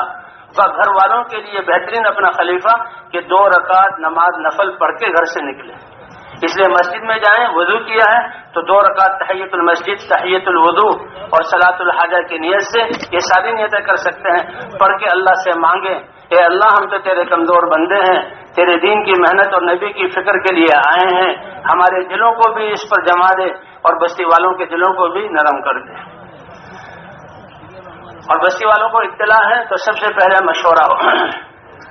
جیسے اللہ نے یہ کام دیا تو بھائی کام اپنے نفس کے شر سے, شیطان کے شر سے بچنے کے لیے اللہ نے جو ہے ہمیں مشورہ بھی دیا کہ مشورے اور طاعت کے حکم سے امیر اور ذمہ دار اور ساتھی جڑے ہوئے ہوں کہ بھائی تم نے ذمہ دار کی اطاعت کرنی ہے. فرمایا کم درجے کا بھی ہو اس کی اطاعت کرو, یہ تربیت ہے نفس کی. اور امیر ذمہ دار جو ہے وہ ساتھیوں کے مشورے کا پابند ہے, مشورے سے چلیں. اس لیے مشورہ قائم کیا جائے. اللہ کے رسول صلی اللہ علیہ وسلم کی تربیت وحی سے ہو رہی ہے. اللہ جو ہے وحی نازل فرما رہے ہیں حکم وشاورہم فی الامر. ساتھیوں کی حوصلہ افزائی اور ان کی ہمتیں بڑھانے کے لیے, ان کی استعدادوں کو کام میں لانے کے لیے آپ ان سے مشورہ کیجیے. اور پھر صحابہ کرام ایسے مشورہ کرنے والے تھے کہ اللہ نے ان کے مشورے کی صفت کو قرآن میں ذکر کیا, وَأَمْرُهُمْ شُورَىٰ بَيْنَهُمْ. ان کا معاملہ آپس میں مشورے سے طے ہوتا ہے. اس لیے بھائی جاتی سارے ساتھی پرانے ساتھیوں کو اطلاع ہے تو وہ مشورے کے لیے جمع ہو جائے. مشورہ بڑا اہم عمل ہے. اللہ کی طرف متوجہ ہوں اور ہمارے دل فکر مند ہوں اور پھر سارے ساتھیوں سے رائے لی جائے. اب مشورے کا مقصد کہ سارے ساتھی سارے اعمال سے جو ہے وہ گزر جائیں, سب ساتھیوں سے سارے اعمال کرانے اور مشورے کے ذریعے ساتھیوں کو اپنی فکر اور عقل اور سمجھ دین کے لیے استعمال کرنے کا سلیقہ کہ جب ہم اپنی فکر کو دیں گے تو اللہ کی طرف سے تربیت ہوگی. تو بھائی بستی والوں سے بھی رائے لیں, ان کو بھی اسی وقت دیکھیں بھائی ہم یہاں اس بستی میں آئے ہیں, اللہ نے ہمیں دین کی ذمہ داری, دین کی اہمیت, ایمان کے نفع, آخرت کے حالات, آخرت کی بنیاد پر قدم اٹھانا, یہ ساری چیزیں بیان کر کے ان کو اس محنت کی ذمہ داری کا احساس دلانا. تو آپ بتائیں کہ آپ کی بستی سے نقد جماعتیں نکل جائیں, ایک ایک فرد تک بات پہنچ جائے, آپ کی کیا رائے ہے؟ وہ اس بات کو سن کر بس انہوں نے فکر شروع کی, پھر اللہ ان کے لیے راہیں کھول دیں گے. ہم سب اپنے ساتھیوں کی سارے ساتھیوں کی رائے کے محتاج ہیں, کسی کو اس میں ہلکا نہ سمجھا جائے. اللہ کی طرف متوجہ ہوں اور سارے جہاں کام کے فائدے کو سامنے رکھ کر مشورہ دیں. وقت بہت ہے تو سارے ساتھیوں سے رائے لی جائے. رائے دیتے ہوئے اپنی رائے پر اصرار نہ ہو اور فیصلے کی طرف اپنی رائے کو نہ ٹھوسیں اور کسی ساتھی کی رائے کی تحقیر نہ کی جائے. سارے ساتھیوں کی رائے کو سنا جائے، یہ ہماری تربیت ہے۔ یہ مشورے کے ذریعے اے اللہ، اور دل دل میں دعا، اے اللہ جو تیری منشا ہے وہ ہم پر کھول دے، اور جس میں ہمارا بستی والوں کا فائدہ ہے اس کے لیے ہماری 24 گھنٹے کیسے استعمال ہوں، اس کی دعا کرتے ہوئے اب سارے ساتھیوں سے مشورہ کر کے، مشورے کے بعد سب سے پہلے بھائی جب یہاں بستی میں پھیل جانا ہے اور دعوت دو ساتھیوں کی جوڑی ہو، 2 ساتھی مسجد میں رہ جائیں کہ آنے والوں کا جو ہے آنے والوں کو سنبھالیں، اور 2 ساتھی خدمت کے لیے لگ جائیں، اور باقی جو ہے سجوڑیاں بن کر کسی فرد کو ہم نے 100% ملاقاتیں کرنی ہیں۔ جو پرانے ساتھی کام والے ہیں اگر ان تک اطلاع پہنچ گئی ہے تو وہ تو پہلے سے آ جائیں گے، کچھ کو جا کر ہم دعوت دیں گے تو وہ انشاءاللہ آ جائیں گے، اور بھائی کچھ ساتھی ایسے ہیں تو پرانے ہیں لیکن دنیاوی حالات کی وجہ سے ابھی زیادہ متحرک نہیں، تو ان کے بارے میں ہمارے دلوں میں کوئی ہلکا خیال نہ آئے، نہ زبان پر ہلکا لفظ ہو، بلکہ ہم ان کے احسان مند ہوں کہ جب اس کام کو کوئی جانتا نہیں تھا انہوں نے قربانی کر کے ماحول بنایا، آج ہمارا نکلنا آسان ہوگا۔ ان کو کارگزاری سنائی جائے اور مسجد میں ان کو لایا جائے، مسجد میں اعمال دیکھ کر، اور اگر خاص طور پر جماعت نکل رہی ہے تو ان کے سامنے جماعت کو روانہ کریں، انشاءاللہ ماحول میں آئیں گے، اور کام کے ماحول میں آئیں گے تو اللہ ان کے جذبات کو پھر تازہ نیا کر دیں گے۔ ہر ایک 100% لوگوں سے ملاقاتیں کرنی ہے، کہتے ہیں گھروں میں داخل ہو دروازوں سے، تو دیہات بستیوں کے اور علاقوں کے دروازے کیا ہیں؟ وہاں کے علماء، دیندار لوگ، امام، اور دنیا کے اعتبار سے بڑے علماء اور دین والوں کے پاس بھی ان کے وقت کا لحاظ کرتے ہوئے جانا ہے۔ علماء کی خدمت میں تو جانا ہے ان کی مجلس سے علمی فائدہ حاصل کرنے کے لیے اور ان کی دعاؤں کو لینے کے لیے۔ ہاں اگر عالم ہو تو عالم کو دعوت دے سکتا ہے، جب ان کی مجلس میں جائیں تو اپنی باری کا انتظار کریں، لوگ جو مسائل پوچھ رہے ہیں وہ ہم سنیں، اور جب ہماری باری آ جائے تو بتا دیں کہ جی ہماری جماعت یہاں آئی تھی، ہم دعا کے لیے حاضر ہوئے ہیں۔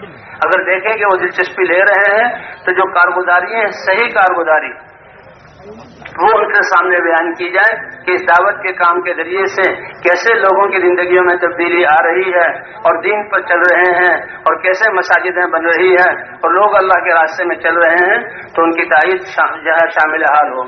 فوراً دعا کر دیں تو ٹھیک ہے، ورنہ دعا کے لیے عرض کر دیا یہ کافی ہے۔ اور اسی طرح ایک فرد سے، یعنی جو اس مسجد کے ساتھ ہم اپنی محنت کو جس مسجد میں ہم آئے ہیں اسی کے آس پاس اور جو بس مسجد کے پڑوسی ہیں اس سے متعلق ہیں انہی کی میں جو ہے محنت کو مرکوز کریں۔ اگر یہاں والے لوگ کہیں دور رہتے ہیں تو ان سے ملنے کے لیے وہاں جائیں، حتیٰ کہ 24 گھنٹے جو ہے وہ جو ہے 100% لوگوں سے ہماری ملاقات ہو جائے، جو دنیا کے اعتبار سے بڑے ہیں ان کے پاس بھی جایا جائے۔ حضور صلی اللہ علیہ وسلم بادشاہوں کو خط لکھتے تھے، ان کے پاس جا رہے ہیں کہ اللہ نے ان کو صلاحیتیں دی ہیں، یہ صلاحیتیں کیسے اللہ کے دین کے لیے استعمال ہوں، یہ اس دین کی محنت کو کرنے والے بن جائیں۔ ان کو زیادہ صلاحیتیں دی، اس لیے حضور کہتے تھے کہ تمہاری بادشاہت کی اور تمہاری ان چیزوں کی ہمیں کوئی ضرورت نہیں، تم اسلام لے آؤ سلامتی پا جاؤ گے، اور تمہارے اسلام لانے سے جتنے تمہاری رعایا میں لوگ اسلام لائیں گے تو اس کا ثواب بھی تمہیں ملے گا۔ اب یہ صلاحیتوں والے لوگ ہیں، یہ اللہ کے راستے میں نکلیں گے تو ان کے نکلنے کی وجہ سے ان کے متعلقین ان کا ثواب ان کو ملتا رہے گا۔ استعداد اللہ نے زیادہ دی تو کتنے لوگ یہ لوگوں کو دعوت دیں گے، اللہ کے انہیں کی منفعت کو سامنے رکھتے ہوئے ان کے پاس جایا جائے۔ لیکن بھئی ایسے لوگوں کی ملاقات کے لیے ہم جو ہے منجھے ہوئے ساتھی بھیجیں، ایسے کہ جن کے دعوت دیتے دیتے جن کے سامنے سونا اور مٹی برابر ہے اور دنیا کی چیزوں کی کوئی حیثیت نہیں، تاکہ ان کی چیزوں کا اثر لے کر نہ آئیں۔ ہماری دعوت تو ساری چیزوں کا تاثر نکال کر اللہ کے امر کے تاثر کو دل میں داخل کرنا کہ کرنے والی ذات اللہ کی ہے، کامیابی اللہ کے خزانوں سے ملے گی، اور کامیابی کا راستہ اللہ کا مبارک دین ہے، اللہ کے مبارک احکام ہے، اور دین زندہ ہوتا ہے نبیوں کی محنت سے، ختم نبوت کی وجہ سے ہر ایک کی ذمہ داری ہے۔ تو بھائی 2.5-3 گھنٹے ہمارے گشت ہو، ظہر کے بعد بھی اگر موقع ہو تو گشتوں میں، جی ہاں دعوت میں ہمارا وقت گزرے، اسی سے سب سے زیادہ یعنی دعوت سے انسان کی اپنی تربیت ہوتی ہے۔ تو گشت کر کے جب تھک جائیں پھر اب مسجد میں آئیں۔ اب جو دعوت دے رہے ہیں کہ کام تو اللہ کے امر سے بنتے ہیں، اللہ بناتے ہیں کاموں کو، اور ضابطہ اللہ کے پیار مبارک دین کو، اللہ کے احکام کو نبی کے طریقے پر پورا کرنا ہے۔ اب یہ جو ہم دعوت دے رہے ہیں اس کی تقویت کے لیے، اور ساتھی گشت کر کے تھک کر آئے ہیں، اب تعلیم و تعلم بنیاد فضائل کی تعلیم ہے۔ یہ فضائل اللہ کے وعدے ہیں کہ ہمارے مسائل کا حل، دنیا آخرت کی راحتیں اور کامیابیاں، عزت ملنے کا راستہ اللہ کا دین ہے۔ ایمان کتنی بڑی دولت ہے، کتنا بڑا سرمایہ ہے کہ جیسے انسان اللہ کی ذات کے ساتھ یقین رکھے گا، اللہ اس کے مطابق عمل کریں جو ہے اس کے ساتھ معاملہ فرمائیں گے، اور یہ ایسا سرمایہ ہے جو ہر وقت انسان کے ساتھ ہے۔ اب ابراہیم علیہ السلام کو آگ میں ڈالا جا رہا ہے، اب منظر کتنا ہیبتناک ہے، ایک پوری وادی آگ سے بھڑکی ہوئی، ابراہیم علیہ السلام کو منجنیق میں بٹھایا ہوا، نمرود جیسا جابر بادشاہ اور اس کی فوجیں اور پوری قوم، ابراہیم علیہ السلام الگ، لیکن اللہ کی ذات پر یقین ہے، اطمینان ہے کہ ہوگا وہ جو اللہ چاہیں گے، اور حسبی اللہ نعم الوکیل۔ فرشتے بھی آئے، کہا اگر اللہ نے تمہیں حکم دیا ہے تو تم اللہ کی طاعت کے مکلف ہو، وہ پورا کرو، میں نہیں کہتا، جب اللہ نے حکم دیا اب میرا معاملہ مجھ پر چھوڑ دو، میرے لیے اللہ کافی ہے۔ پھر اللہ نے کیسے اس یقین کی بنیاد پر کہ آگ کو آگ ہوتے ہوئے جلانے والا ہوتے ہوئے اللہ نے ابراہیم علیہ السلام کے لیے اس کو ٹھنڈا کر دیا، راحت والا کر دیا، ٹھنڈی ہو سلامتی والی۔ ایک روایت میں آتا ہے آپ کی جو اہلیہ تھی وہ بھی اس کلمے کو پڑھ کر داخل ہو گئی، اور نمرود کی بیٹی لکھا ہوا پچھلے دور میں، اس نے بھی اس کلمے کو پڑھا، اس کو آگ نے نہیں جلایا۔ نمرود اور اس کی فوجیں وہ تو پریشان ہو گئی اور کہنے لگی تم تو بالکل برباد اور جو ہے ناکام ہو گئے، تمہاری اسکیم فیل ہو گئی، اور ابراہیم علیہ السلام تو آگ میں 40 دن گزرے، فرمایا سب سے بہترین دن میرے اور راحت والے وہ جو آگ میں گزارے۔ اور پھر نمرود نے ہاتھ جوڑے کہ نکل جاؤ ہمارے اس ملک سے، تمہاری وجہ سے ہمارے یہ قوم عوام میرے ہاتھ سے نکل جائے گی۔ تو ابراہیم علیہ السلام نے جو ہے وہ فلسطین کی طرف ہجرت کی۔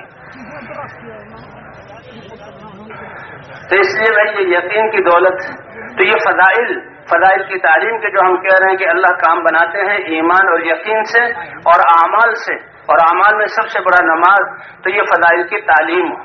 فضائل کی تعلیم میں 3 عمل ہیں اللہ کے راستے میں نکلے۔ سب سے پہلے تجوید ہے۔ تجوید کا مقصد کہ قرآن پاک کا پڑھنا ہمارا صحیح ہو جائے۔ جب قرآن پاک کا پڑھنا صحیح ہوگا تو نماز صحیح ہوگی، اور نماز صحیح ہو گئی تو پوری زندگی کے اعمال ٹھیک ہو جائیں گے، کہ کیونکہ نماز میں سارا جسم کے اعضاء اللہ کے حکم کے پابند ہوتے ہیں۔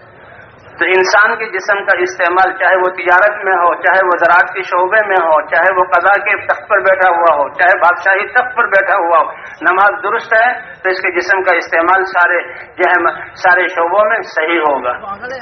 تو نماز صحیح ہو، اور نماز کے ذریعے سے 2 رکعت بنی ہوئی نماز پر اللہ اس کی دعاؤں پر، نمازوں پر وہ کریں گے ساری حکومتیں، فوجیں، ہتھیار اور ساری دنیا کے اسباب مل کر جو نہیں کر سکتے، مسلمان کی 2 رکعت نماز پر اللہ وہ کر کے دکھلائیں گے۔ پہلے بھی کیا، اور حضور صلی اللہ علیہ وسلم کے زمانے میں بھی، آج بھی اللہ کا وعدہ ہے وَاسْتَعِينُوا بِالصَّبْرِ وَالصَّلَاةِ، کہ اللہ کی مدد چاہتے تو اس کا راستہ اللہ کے دین پر چلنے کی مشقت پر صبر کرنا، پریشانیوں ناگواریوں کو جھیلنا، اور نماز کے ذریعے سے۔ اس لیے نماز بن جائے تو ہماری سب سے پہلے تجوید ٹھیک ہو۔ اگر ساتھیوں کے حالات معلوم نہیں ہے تو پہلے دن ایک ہی حلقہ لگا لیا جائے، پتہ لگ جائے کتنے ساتھی اچھا پڑھنے والے ہیں اور کتنے ساتھیوں کی قراءت میں کمزوری ہے، تو 2 کی جوڑی، کتنے پڑھنے والے ہیں اتنے ہی حلقے لگے۔ اور یہ تو صرف ابھی تعلیم تجوید کا حلقہ یہ معلوم کرنے والے کے لیے ہے کہ جس کو اللہ نے قرآن پاک صحیح پڑھنے کی نعمت دی ہے، اس کے دل میں شفقت کہ یہ اللہ میرے ساتھ ساتھی چلے ہیں، ان کا قرآن کیسے ٹھیک ہو جائے، اور اس فضیلت میں شامل ہو جاؤں۔ تم میں سے سب سے پسندیدہ بہترین وہ شخص ہے جو قرآن کو سیکھے اور سکھائے۔ اور بھائی جس کو اپنی کمزوری کا احساس ہو، اللہ کے راستے میں نکل کر اس کو یہ فکر پیدا ہو جائے کم از کم سورہ فاتحہ اور 10 صورتیں تو یاد کر لیں۔ اور یہ کوئی نصاب نہیں ہے، اگر 10 صورتیں اچھی ہو گئی، تجوید اچھی ہو گئی تو بڑی بڑی صورتوں کو یاد کیا جائے۔ قرآن پاک کو ناظرہ پڑھنا، قرآن پاک کو دیکھ کر پڑھنا آ جائے، روزانہ ہم 1 پارے کی تلاوت کریں، تہجد میں بڑی بڑی صورتیں پڑھیں۔ تو بھائی تجوید اس لیے ہے قرآن کا پڑھنا صحیح ہو جائے، اور قرآن کا پڑھنا صحیح ہو جائے تو ہماری نماز درست ہو جائے، اور نماز درست ہو گئی تو زندگی ساری جو ہے درست ہو جائے گی۔ اس لیے سب سے پہلے تجوید ہے۔ تجوید کے بعد جو جو ہماری فضائل اعمال کی کتاب ہے، فضائل اعمال کے جو حصوں میں سے ہر حصے سے پڑھنا ہے۔ فضائل قرآن ہے، فضائل نماز ہے، فضائل ذکر ہے، فضائل تبلیغ ہے، مسلمانوں کی موجودہ پستی کا واحد علاج ہے، اور فضائل صدقات کے 2 حصے ہیں، پہلا اور دوسرا، دونوں حصوں سے پڑھا جائے۔ ابھی رمضان آنے والا ہے تو بھی فضائل رمضان میں سے بھی، اور جب حج کا موسم ہو تو حج میں سے۔ تو یہ تعلیم کا حلقہ اس کا مقصد ہے کہ اللہ کے وعدوں کو سن کر اللہ کے وعدوں کا یقین آ جائے، اور ان کامیابیوں کو حاصل کرنے کے لیے ہماری دوڑ اعمال کی طرف لگ جائے، اللہ کے امر سے ہم اثر لینے والے بن جائیں۔ اللہ کے جو وعدے آیات کی صورت میں، اللہ کے وعدے احادیث کی صورت میں، ان میں نور ہے، اور یہ نور ہمارے دلوں میں آ جائے۔ جیسے ظاہری چیزوں کے دیکھنے میں ایک سورج کی روشنی ہے، رات کو اندھیرے میں بجلی چلی جائے کچھ نظر نہیں آتا، دوسرے انسان کی اپنی آنکھ کی روشنی ہے، دونوں روشنیاں ہوں تو ہر چیز نظر آ رہی ہے اور پتہ لگ رہا ہے نفع یہ دوست ہے، یہ دشمن ہے، یہ نفع دینے والی چیز نقصان۔ تو اسی طرح دین کے سمجھنے کے لیے ایک قرآن کی روشنی ہے اور ایک ایمان کی روشنی ہے، دل میں یقین کی روشنی ہے، اعمال کی روشنی ہے۔ تو اس لیے بھائی یہ جو ہے کیا کہیں ان ساری کتابوں، اس لیے تعلیم کس لیے کہ اللہ کے وعدوں کا یقین آ جائے اور ہمیں اعمال کا شوق پیدا ہو جائے، اللہ کے امر سے ہمارے دل اثر لینے والے بن جائیں، دلوں میں ہدایت کا نور آ جائے، جس سے ہمیں اللہ کے احکام کے ماننے اور دین کی محنت کرنے میں کامیابی نظر آئے۔ اور اس کے فضائل ایسے ہیں کہ جہاں یہ مجلس لگتی ہے تو فرشتے گھیر لیتے ہیں، آسمانوں تک تانتا چلا جاتا ہے، اللہ جانتے ہوئے پوچھتے ہیں کہ میرے بندوں کے پاس سے آئے ہو کیا کر رہے تھے؟ اے اللہ وہ جنت کے طلب میں تھے، دوزخ سے وہ ڈر رہے تھے، تیری محبت میں بیٹھے ہوئے تھے، کیا ان سب چیزوں کو دیکھا ہے کہ نہیں؟ اگر دیکھ لیتے تو پھر اس سے بھی زیادہ ان چیزوں میں لگ جاتے۔ فرمائے فرشتے میں تمہیں گواہ بناتا ہوں، میں نے ان سب کو بخش دیا، اعلان کر دو کہ اس حال میں کھڑے ہو جاؤ کہ اللہ نے تمہارے گناہوں کو بخش دیا اور تمہارے گناہ نیکیوں سے بدل دیے گئے۔ فرشتہ عرض کرتا ہے کہ اس میں تو ایک شخص ایسا تھا جو اپنے کسی مقصد کے لیے آیا تھا، اس نے تو کسی سے ملنا تھا، دیکھا بیٹھے ہوئے ہیں تو بیٹھ گیا۔ فرمایا یہ اتنی پیاری قوم ہے، لا یشقی بہم جلیسہم، آج طفیلی کو بھی آج میں بخش دوں گا، آج وہ جو ہے محروم اس مجلس سے نہیں جائے گا۔ بھائی آداب کیا ہیں؟ باوضو ہو کر بیٹھے۔ مسلمان کو وضو تو ہتھیار ہے مسلمان کا۔ ایک صحابی نے کہا یا رسول اللہ فقر اور تنگی ہے کیا کروں؟ حضور نے فرمایا باوضو رہو۔ اس نے باوضو رہنا شروع کیا، آ کر خوشخبری سنائی، اے اللہ کے رسول، اللہ نے اس عمل کی برکت سے میرے فقر کو دور کر دیا۔ وضو مسلمان کا ہتھیار ہے، باوضو ہوں، نفل پڑھ لیں، استغفار کر کے بیٹھیں، ادب سے بیٹھیں، سیکھنے والے کی نیت سے، جیسے سیکھنے والا ادب سے بیٹھتا ہے، تصدیق کی نیت سے بیٹھیں، عمل کرنے کی نیت سے بیٹھیں۔ ہم سننے کے حق کو ادا کر دیں گے تو اللہ تعالیٰ عمل کے وقت اور پہنچانے کے وقت ان چیزوں کو یاد دلا دیں گے، عمل کرنے کی نیت سے اور پوری دنیا میں پہنچانے کی نیت سے۔ اس لیے بھی ہم اللہ کے راستے میں نکل کر جیسے تجوید ٹھیک کریں گے، صورتوں کو یاد کریں گے، روزانہ یہ 6 نمبر ہیں، ان 6 نمبروں کے فضائل کو ایک ایک حدیث ہم یاد کریں، 10 دنوں میں 60 حدیثیں ہمیں یاد ہو جائیں، اس کا ہم اہتمام کریں، تجوید بھی ٹھیک ہو جائے اور فضائل کی حدیثیں بھی، تاکہ ہماری دعوت والی بات فضائل کی بنیاد پر ہو اور پختہ بنیاد پر ہو۔ تو سننے کی نیت سے، عمل کرنے کی نیت سے شروع سے آخر تک بیٹھیں کہ یہ اعمال وہ سرمایہ ہے جو اللہ کے سامنے پیش کریں گے۔ آج ہم کسی کے سامنے کپڑا پیش کرتے ہیں تو کتنے اس کو جو ہے خوشنما پیکٹوں میں پیک کر کے بھیجتے ہیں، مٹھائی دیتے ہیں تو کتنے خوبصورت بناتے ہیں۔ تو بھی اللہ نے ہمیں اعمال کے سرمایہ کے لیے بھیجا ہے، لیبلوکم ایکم احسن عملا، تم میں کون سب سے خوبصورت اعمال کرتا ہے۔ اللہ کے رسول جب اللہ کے دربار میں حاضر ہوئے لیلۃ المعراج میں تو التحیات للہ والصلوات والطیبات، اللہ کی بارگاہ میں کیا پیش کیا؟ اے اللہ میری قولی عبادتیں، میری جانی عبادتیں، میری مالی عبادتیں آپ کے لیے سامنے پیش ہے۔ اللہ نے قبول کیا اور 3 انعامات سے یہ نوازا، السلام علیکہ ایھا النبی ورحمۃ اللہ وبرکاتہ۔ 3 انعامات اللہ کی طرف سے ملے۔ اس لیے بھائی اپنے یہ جہاں تعلیم میں بیٹھنا تاکہ ہمیں یہ اعمال ہماری زندگیوں میں آ جائیں اور آداب کے ساتھ عمل کی نیت سے پوری دنیا میں پہنچانے کی نیت سے آخر تک بیٹھیں۔ بھائی آخر میں 6 نمبروں کا مذاکرہ. یہ 6 صفات کیا ہیں ہماری دینی زندگی کے لیے؟ یہ ضروری ہیں. پورا دین نہیں ہے لیکن کوئی عمل بھی ان کے بغیر ادھورا ہے. سب سے پہلے تو یقین، اللہ کی ایمان کی حالت میں جو عمل ہوگا وہ عمل شمار ہوگا. حضرت محمد صلی اللہ علیہ وسلم کی سنتوں کے مطابق جو عمل ہوگا وہ مقبول اور برکت والا ہوگا، وہ ہماری تربیت کا ذریعہ بنے گا. اور فضائل کے شوق میں جو ہوگا، فرمایا لا اجر لمن لا حسبۃ لہ، اللہ کا حکم ادا کر رہے ہیں اور مسلمان کو شوق ہی نہیں. دفتروں میں جا رہے ہیں، کارخانوں میں جا رہے ہیں، دکانوں پر جا رہے ہیں، کھیتیوں میں جا رہے ہیں، کتنے خوش کہ وہاں سے ہمارے کام بنیں گے. اور دفتروں جہاں حکومت کی ملازمت، روڈوں پہ کھڑے ہیں، پہرا دے رہے ہیں، جو اس مشقت کو برداشت کر رہے ہیں. دنیا کے لیے یہ مشقتیں برداشت کرنا، یہ خوشی کہ اس کے بعد نہ منافع آئیں گے، جو اللہ نے وعدے کیے ان وعدوں میں اپنے آپ کو مشقت میں ڈالنا، یہ کتنی بڑی بات ہے. اس لیے فرمایا دار و مدار نیت پر ہے. لا اجر لمن لا حسبۃ لہ، جو عمل کرتے ہوئے اس کی نیت ہی نہ ہو یا نیت خراب ہو، یہ تو بہت بڑی نقصان کی بات ہے. اس لیے فضائل کی تعلیم شروع میں کہ اعمال ہمارے شاندار ہوں، جاندار ہوں، طاقتور ہوں اور شوق میں ہوں. بندے کو بھی شوق ہے اور اللہ بھی قدر فرماتے ہیں. اللہ تو بڑے قدردان ہیں. حضور صلی اللہ علیہ وسلم گھر سے باہر تشریف لائے، کچھ صحابہ بیٹھے ہوئے تھے. پوچھا کہ اے میرے صحابہ کیا کر رہے ہو؟ اے اللہ کے رسول، ہم تو نعمت اسلام کے ملنے پر اللہ کی حمد بیان کر رہے ہیں اور اللہ کی تسبیح اور تقدیس کر رہے ہیں. حضور نے قسم دے کر پوچھا اسی لیے بیٹھے ہو؟ یا رسول اللہ ہم اسی لیے بیٹھے ہیں. صحابہ بھی سچے تھے اور حضور صلی اللہ علیہ وسلم کا دل بھی صاف تھا صحابہ کے بارے میں. فرمایا تم سے بدگمانی نہیں تھی لیکن تم عمل کو ہلکا سمجھ کر کچھ بتایا کچھ نہ بتایا، اس لیے میں نے پوچھا. تو یہی بات ہے، تو سن لو. صحابہ یہ ان کے یعنی جسموں میں کپڑے جو ہیں پھٹے ہوئے، جسم ان کے بھوک کی وجہ سے دبلے پتلے آڑ کر کے بیٹھتے تھے، لیکن کیا ان کی قیمت ہے اللہ کے ہاں؟ فرمایا کہ تم جو عمل کر رہے ہو، اللہ کے رسول نعمت اسلام کے ملنے پر ہم اللہ کی حمد بیان کر رہے ہیں اور اللہ کی تسبیح اور تقدیس کر رہے ہیں.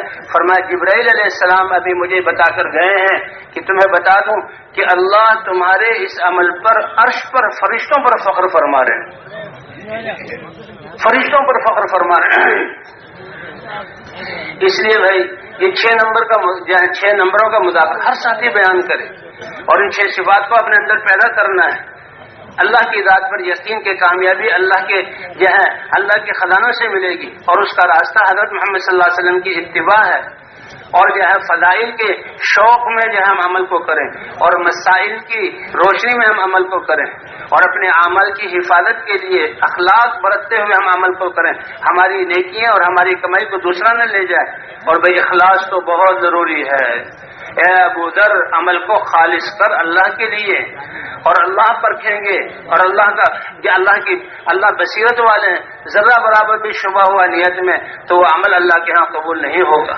بھائی نفس کے مجاہدے کے ساتھ یہ 6 نمبر صرف بیان کرنے کے لیے نہیں سیکھ رہے بلکہ ہمارا ہر عمل ایمان اور یقین کی بنیاد پر حضرت محمد صلی اللہ علیہ وسلم کی سنت کے مطابق فضائل کے شوق میں، مسائل کے علم کی روشنی میں اور اخلاق کے ساتھ اور اخلاص کے ساتھ اور مجاہدہ نفس کے ساتھ. اس لیے سب سے پہلے ہم نماز جیسی عبادت ہے کہ ان 6 نمبروں کی نماز میں ہم کوشش کریں کہ ہماری نماز اس یقین پر کہ اللہ نماز سے دنیا آخرت کی کامیابی دیں گے جیسے کہ اللہ کا وعدہ ہے. اور یہ پوری نماز شروع سے آخر تک سنت کے مطابق ہو، فضائل کے شوق میں ہو اور مسائل کے پابندی کے ساتھ ہو. وضو کے مسائل ہیں، پاکیزگی کے جہالت کے ساتھ عبادت کرنا یہ عبادت معتبر نہیں ہے. اس لیے علم جو احکام ہم سے متعلق ہیں اس کا علم حاصل کرنا ضروری ہے. 6 صفات کو یاد بھی کرنا ہے اور ان صفات کو حاصل کرنے کی کوشش بھی کرنی ہے اور ان صفات کی دعوت بھی دینی ہے. اپنے اندر عمل کی نیت سے دعوت دینی. جب ہم دوسروں کو دعوت دیں گے اللہ ہمیں اس کی توفیق عطا فرمائیں گے اور راتوں کو اٹھ کر اس کے لیے دعا بھی کرنی ہے. اور بھئی یہ 6 صفات سب سے پہلے نماز کے اندر، نماز 6 صفات والی ہو گئی تو تعلیم بھی ان صفات کے بغیر ہمارا عمل ادھورا ہے. تعلیم ہے، ملاقاتیں ہیں، گشتیں ہیں، بیان ہیں، راتوں کو اٹھنا ہے، ہر عمل ان صفات کے ساتھ. ان صفات کے بغیر عمل ادھورا ہے. تو بھئی 6 نمبروں کا مذاکرہ ہو. تعلیم کے وقت میں ساری جماعت تعلیم میں موجود ہو. جب تھک کر آئیں اب بیٹھیں، پتہ لگے کہ اللہ ان مشقتوں پر کیا دیں گے. 2.5-3 घंटे की तालीम हो हमारी, उसमें तजवीद भी हो जाए और हदीस का मुज़ाकरा, हदीस का सुनाना भी हो, और इसी तरह 6 नंबरों का मुज़ाकरा भी हो। तालीम के वक्त में जहाँ बाकी कोई गश्त नहीं है, हाँ तालीमी गश्त है, दाएं बाएं सामने पीछे जो लोग दुनिया में मशगूल हैं, 2 साथी 15-20 मिनट के लिए जाएं और वहां से निकालकर उनको तालीम के हल्के में ले आएं, और उसके बाद दूसरी जमात चली जाए, उसके बाद 2-3 जमातें इस तरह भेजकर, और जो बाजारों से आदमी आए तालीम कराने वाला ऐसा तालीम करे जो हदीस को सही पढ़े, और इसी तरह कुछ तरगीबी जुमले कह सके। हर हदीस और जो फायदा हज़रत शेख ने लिखा वही पढ़ना, अपनी तरफ से बात ज्यादा नहीं करनी, लेकिन दायराना अंदाज में तालीम हो कि भाई ये फायदे हमें कैसे हासिल हो जाएं और इस अमल को हम सही तरीके पर कैसे करने वाले बन जाएं, इसके लिए ये मुबारक मेहनत है। जो साथी आए हैं उनको संभाला जाए और उनको जो है वो तालीम में बैठकर वो भी समझें कि ये एक मेहनत और जिम्मेदारी की तरफ हमें मुतवज्जे कर रहे हैं। अगर तालीम कराने वाला साथी नया है, वो संभाल नहीं सकता, तो उनको अलग लेकर, उनको मस्जिद में आए हैं तो उनको समझाया जाए। तालीम के वक्त में तालीमी गश्त है, वरना तो हमारा ये जो गश्तों में हर एक के पास जाकर उनको समझाना, दावत देना, जिम्मेदारी, दीन और ईमान के मुनाफे बतलाएं और जिम्मेदारी का एहसास दिलाएं और आखिरत को बयान करके उनको निकलने पर आमादा करें। तो भी घंटों गश्त भी हो गए, अब ये तालीम भी हो गई। खाना जो खिदमत वाले हैं वो उन 2 साथी, ये भी हुजूर की सीरत से साबित है। उक़बा इब्न आमिर रज़ी अल्लाह तआला फरमाते हैं, हम 12 आदमी आए थे, 2 को खिदमत में लगाए, बारी बारी खिदमत में लगते थे, और हुजूर सल्लल्लाहु अलैहि वसल्लम भी जब सहाबा निकलते तो खिदमतों पर मुतय्यन करते और अपने लिए भी खिदमत मुतय्यन करते। एक हदीस में है, व अना अजमालकुमुल हतब, भाई मेरे जिम्मे भी खिदमत होनी चाहिए, और सबसे मुश्किल खिदमत हुजूर अपने जिम्मे लेते हैं।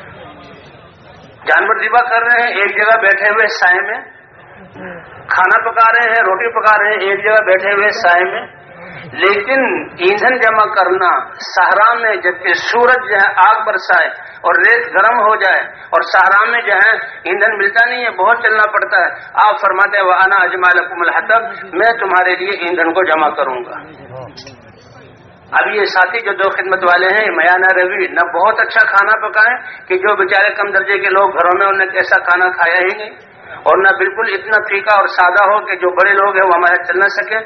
मयाना रवि, ये 2 साथी जो है खिदमत में हों और जो है आपस में सीखते सिखाते रहें, और जिनसे सामान सौदा वगैरह लें, सौदा लेकर पैसे देकर फिर ये भी दावत दें, और आमाल में जितना हो सके ये शरीक होने की कोशिश करें। जब खाना तैयार हो जाए और दस्तरखान बिछ जाए तो 2 साथी कहें, अमीर साहब ये बहुत थक गए हैं, हम खाना खिला देते हैं, ये हमारे साथ खाना खा लें, बाद में बाकी खिदमत पूरी कर लेंगे। और अगर कोई साथी खाने की दावत करे, हम तो अपने जान और माल को लेकर निकले हैं और हमें तो इस्तगना हो, हम खुशी हो कि हमारा जान भी लग रहा है, माल भी लग रहा है। हाँ, दावत कबूल करने में देख लें कि उसका फायदा किसमें, ये देख लें वो भी पुराना है, घर में भी माहौल बना हुआ है, सादत समझते हैं, ये कोई सौदाबाजी नहीं है कि हम दावत जब कबूल करेंगे जबकि तुम हमारी बात को कबूल करो, वो तो उसको करीब करने के लिए और अल्लाह के रास्ते में निकालने के लिए। असल तो यही है कि हम अपने बताएं उनको कि हम तो अपने जान और माल को लेकर निकले हैं, लेकिन दावत कबूल करने से वो करीब आ जाएगा, उसका वक्त वसूल हो जाएगा तो कबूल कर ली जाए। और इससे भी कहा जाए भाई सादा खाना हो और मस्जिद में ले आए, जमात मस्जिद में खाएं। भाई मस्जिद में जहाँ उसकी सफाई का खास ख्याल रखना है और मस्जिद में एहतिकाफ की नीयत से दाखिल होना है। मस्जिद की बिजली, पंखों को, पानी को बकदरे जरूरत इस्तेमाल करना है, उसमें हमने जो है तो लापरवाही नहीं करनी, बल्कि अच्छा है मस्जिद से जाते हुए अगर थोड़ा सा मस्जिद की जो है खर्चा जो है उसमें हम जमात की तरफ से पैसे जमा कर दें कि हमने बिजली और जो है यहाँ का पानी इस्तेमाल किया। इस तरह 2 साथी जो है वो खिदमत के बाद, भाई जोहर के बाद भी जो है तारुफी बात हो जाए। ये पहला मौका है आने वालों के साथ, उनको बताया जाए कि हमारा जमात में आना किस लिए, और जो आए हैं उनको नुसरत के लिए आमादा किया जाए। फिर 2 साथी में उनको लेकर साथ गश्तें करें, और उसके बाद अगर वक्त है तो साथी तालीम भी हो सकती है, अगर पहले तालीम की है तो बाद में भी तालीम, और इसी तरह आपस में साथियों का मुदाकरा। अगर जो है हमारे इज्तिमाई आमाल है तो उनका मुदाकरा तो इज्तिमाई तौर पर हो, اور اگر جو ہے وہ اجتماعی اعمال نہیں ہیں، معاشرت کے آداب، کھانے کی سنتیں اور باقی چیزیں، سونے کی سنت جو ہے آداب، یہ دو ساتھی۔ اور بھائی سیکھنے سکھانے میں سب سے پہلے ایمانیات ہے، لا الہ الا اللہ محمد الرسول اللہ، یہ کلمہ صحیح ہو، اس کے معنی آتے ہوں، اور اسی طرح سیکھنے وضو کے جو ہے پاکی ناپاکی کے احکام ان کو سیکھنا سکھانا، اور نماز کے فرائض وغیرہ ان کو سیکھنا سکھانا، اور اس کے بعد 6 نمبروں کا سیکھنا سکھانا ہے تاکہ ہمارے ہر اعمال جو ہے وہ 6 صفات کے ساتھ ہو جائیں۔ اور پھر جو ہمارے جو اعمال ہیں، انفرادی دعوت کے دینے کے آداب کیا ہیں، تعلیم کے آداب کیا ہیں، استقبال کے آداب کیا ہیں، ان سارے آداب کو سیکھنا اور سکھانا یہ بہت ضروری ہے۔ اور اس کے بعد وہی جب سارے دن گشت کیا، ایک جو ہے اب عمومی گشت ہے، اس کے لیے ساتھیوں، مقام کے ساتھیوں سے مشورہ کیا جائے اور پوچھا جائے کہ مسجد کے آس پاس لوگ کم ملیں گے، اگر وہ بازار کا ماحول ہے تو عصر سے پہلے گشت کر کے عصر کے بعد ان میں بیان ہو جائے، تاکہ گھروں کے جو دکانیں بند کر کے گھروں میں جانے سے پہلے ہماری ان پر محنت، ملاقاتیں اور بیان ہو جائے۔ اگر دفتری لوگ ہیں تو وہ عصر میں آ جاتے ہیں، عصر کے بعد گشت ہو، مغرب کے بعد بیان ہو، اور اگر بھائی ذمہ دار ہیں کہ وہ مغرب کے وقت آتے ہیں تو مغرب کے بعد گشت ہو اور مغرب کے بعد بیان ہو اور عشاء کے بعد بیان ہو۔ سب سے پہلے اپنے آپ کو تھکانا اور ایک ایک کے پاس جانا، پورے دن تھک کر اب جو ہے ان کو بیان کے لیے جمع کرنا۔ بھائی عمومی گشت یہ بہت بڑی چیز ہے، یہ ریڑھ کی ہڈی کی مثل ہے، اور ہمارے سارے کام میں نبیوں کی محنت کے ساتھ عمومی گشت کو بہت زیادہ مشابہت ہے، اس لیے ہر ساتھی کی کوشش ہو کہ میں عمومی گشت میں شریک ہو جاؤں۔ یہ کوئی باری باری کی بات نہیں ہے، یہ تو ہم سب کے سارے اعمال ہیں۔ اب جس وقت گشت ہے ایک ساتھی کو ترغیب کے لیے، جو ترغیب دے وہ 6 نمبر بیان کرنے کا موقع نہیں ہے، بلکہ دین کی اہمیت اور نفع اور آخرت کی زندگی اور حضرات انبیاء کرام کی ذمہ داری کو سمجھا کر اور فضائل بتا کر لوگوں کو آمادہ کرنا، ان کو دین کی محنت پر جو ہے ابھارنا، جو تیار ہو جائے ان کو پھر آگے کر لے لیا جائے۔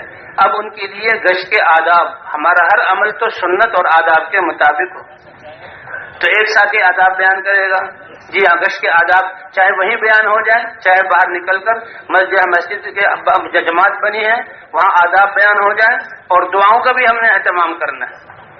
تو جماعت میں 5-6 سے لے کر 7-8 تک ساتھی ہوں، 10 تک ساتھی ہوں، پرانے ساتھی زیادہ ہوں، اور جو ہے رہبر بھی مضبوط اور جو ہے سنجیدہ آدمی ہو، تو یہ جماعت تو اللہ کے رئیس میں ایک امیر ہوگا، ذمہ دار جو جماعت کو جوڑ کر چلے گا، فکر کرے گا، ایک ساتھی متکلم ہوں گے جو بات کریں گے، بات متکلم ہی کریں، اور ایک ساتھی رہبر ہوگا، رہبر بھی سنجیدہ ہو، دعا کر کے راستے کے دائیں طرف چلنا ہے، کھلا راستہ ہو تو 2 ساتھی چلیں، ورنہ ایک چلیں، اللہ کا ذکر کرتے ہوئے چلیں۔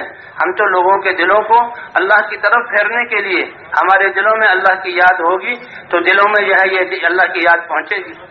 اگر تنگ راستہ ہو تو ایک ہو جائیں، متکلم جب بات کرے تو پھر سارے ساتھی رک کر اب متکلم کی دعوت کو سنیں۔ گھر کا دروازہ ہے تو ایک طرف کھڑے ہوں تاکہ جو گھر کے دروازے کی شگاف ہے یا دروازے کے کھلنے پر ہماری نظر اندر نہ جائے۔ جو بھائی باہر آ گیا وہ جو رہبر بتائے کہ بھئی یہ ہے ہمارے بھائی ہیں اور بڑی اہم بات لے کر آپ کی خدمت میں آئے ہیں، اور پھر متکلم بات کریں۔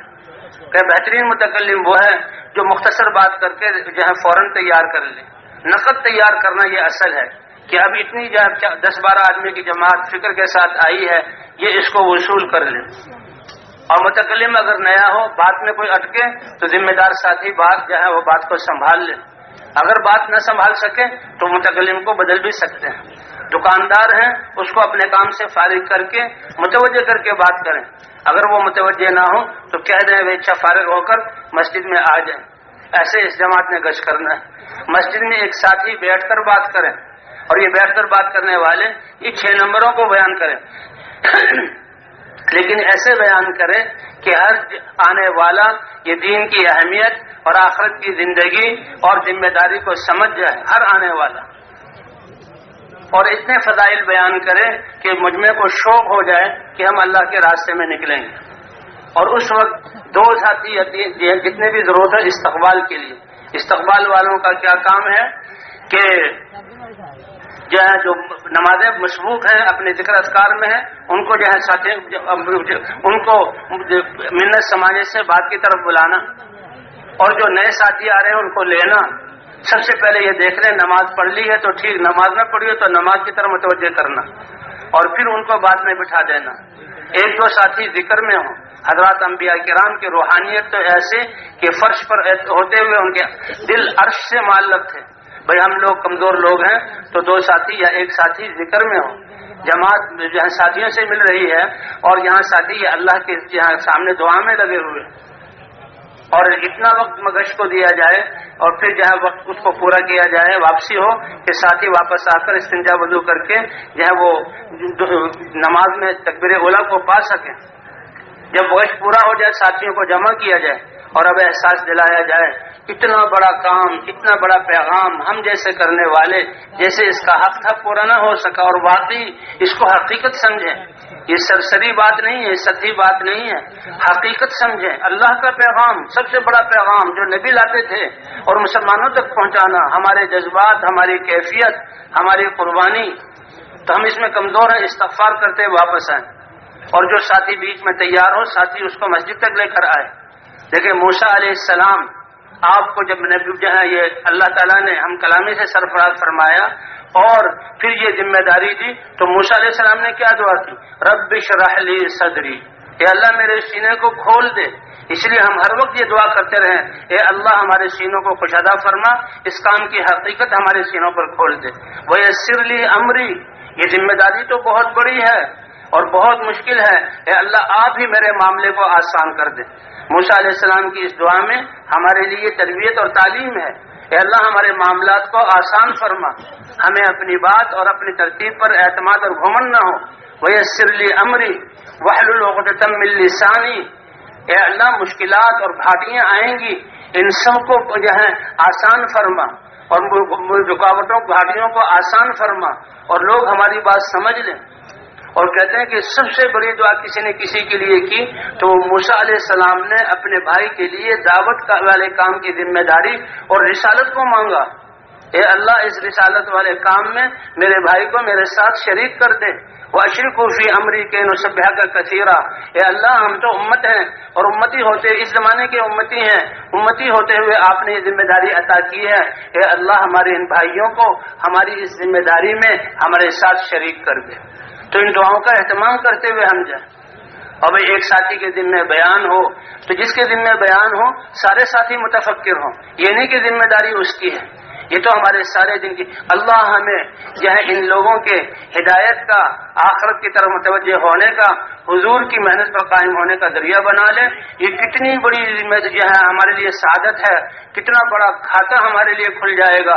اے علی تیرے ذریعے سے ایک انسان کو ہدایت ملے، جتنی چیزوں پر سورج طلوع ہو رہا ہے اس کے تم مالک بن جاؤ، اس سے زیادہ نفع والی چیز ہے ایک آدمی کو ہدایت، اور اس سے تو کہ ہے بستیوں کی کایا پلٹے گی اور وہ دین کی طرف متوجہ ہوں گے۔ اس لیے بہت بڑا اللہ کا یہ احسان، اس لیے دعاؤں کے ساتھ کرنا۔ ایک ساتھی کے ذمہ بیان ہو سارے ساتھی متفکر رہیں۔ جو جماعت جتنی زیادہ اختلاط کرے گی، لوگوں سے ملے گی، گھلے ملے گی، انفرادی دعوت دے گی تو اتنی ہی زیادہ وصولی ہوگی۔ کہ وہ ڈول جو پانی میں اچھی طرح ڈوب جائے، بھر جائے تو وہ بھرا ہوا نکلتا ہے۔ تو اس لیے بیان یہ بھی ایک اہم جو ہے ہم ذمہ داری، جس کے ذمہ بیان ہو وہ اللہ کی طرف متوجہ ہو، اللہ سے مانگے، اور بیان میں جو ہے وہ 6 صفات کو بیان کرے، ایمان اور نماز اور علم کو کھول کر بیان کرے۔ یہ استعدادی صفات ہیں، یقین کے بننے سے، نمازوں کے درست ہونے سے، علم کا شوق پیدا ہونے سے انسان میں دین پر چلنے کی اور دین کی محنت کرنے کی استعداد پیدا ہوتی ہے۔ اخلاق کو بھی بیان کیا جائے، اپنے کام اعمال کی اور سرمایہ کی حفاظت کے لیے اخلاص شرط ہے، اخلاص کو بیان کیا جائے، اور یہ سب سے آخر میں یہ ذمہ داری کو سمجھایا جائے۔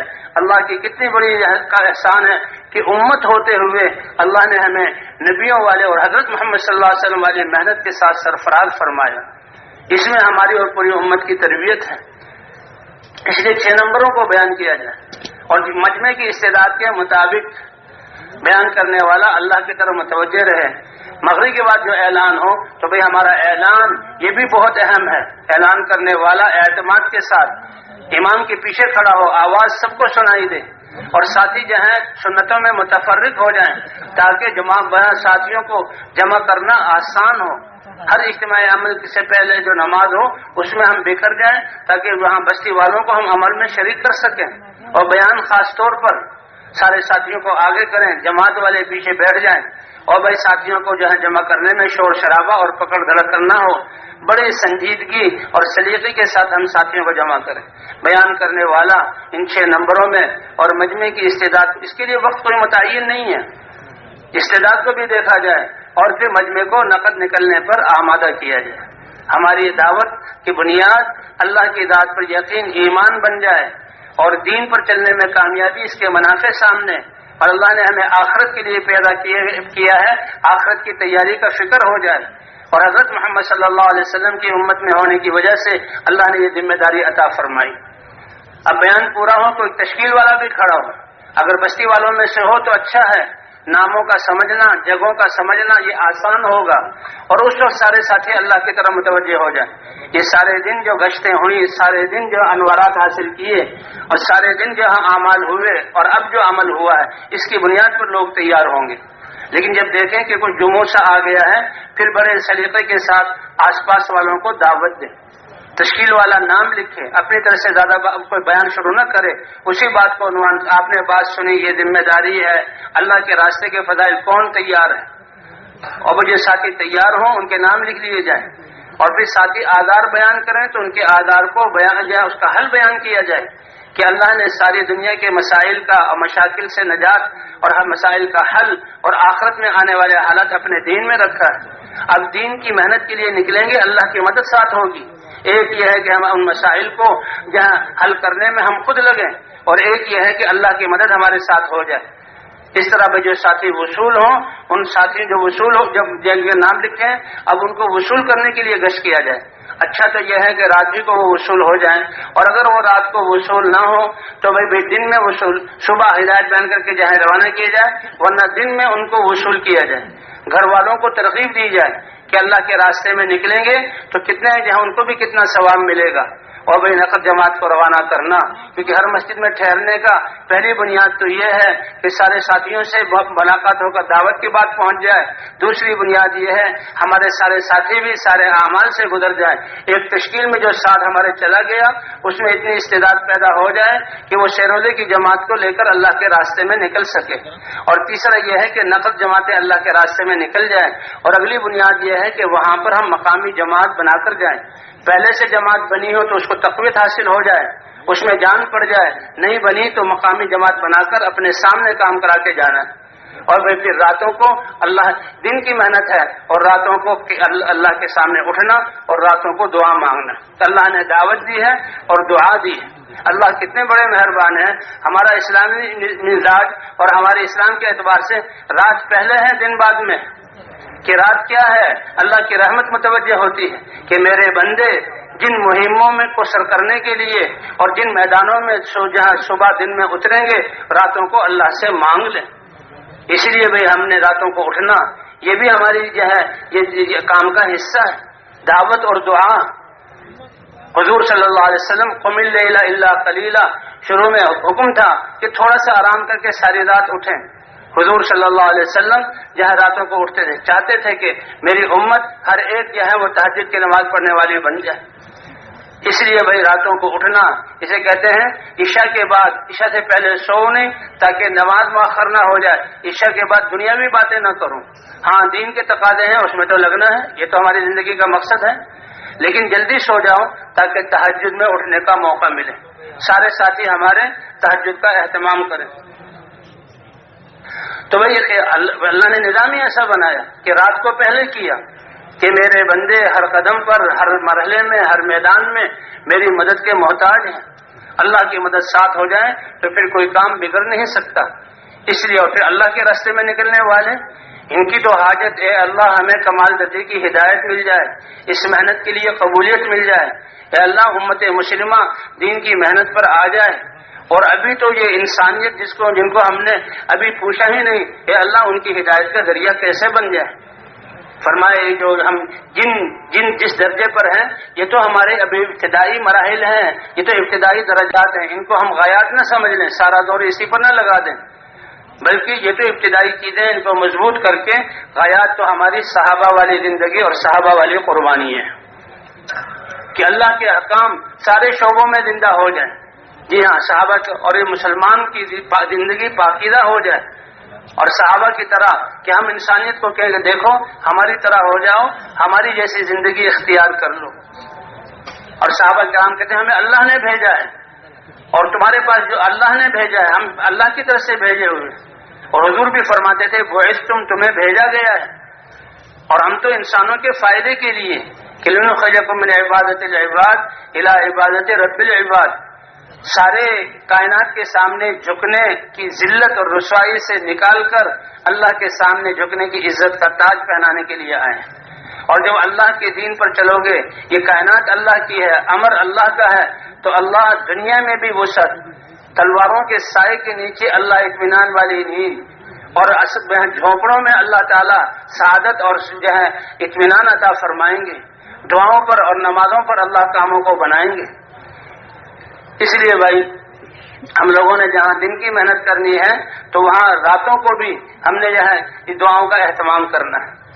سارے ساتھی آج کل ماشاءاللہ راتیں ابھی بھی لمبی ہیں، تو جو ہے راتوں کو اٹھنا، اس میں لمبے لمبے نوافل پڑھنا، نوافل پڑھ کے پھر دعا میں کم از کم آدھا گھنٹہ تو ہمارا ہر ایک کا لگے کہ ہم اللہ کے سامنے متوجہ ہوں اور اللہ سے مانگیں. اور بھائی فجر سے پہلے ہی قرآن پاک کی تلاوت، حضرت مولانا الیاس صاحب رحمۃ اللہ نے فرمایا کہ سب سے زیادہ اللہ کا قرب حاصل کرنے کا ذریعہ تہجد کے وقت میں قرآن کو ہاتھ میں لے کر پڑھنا.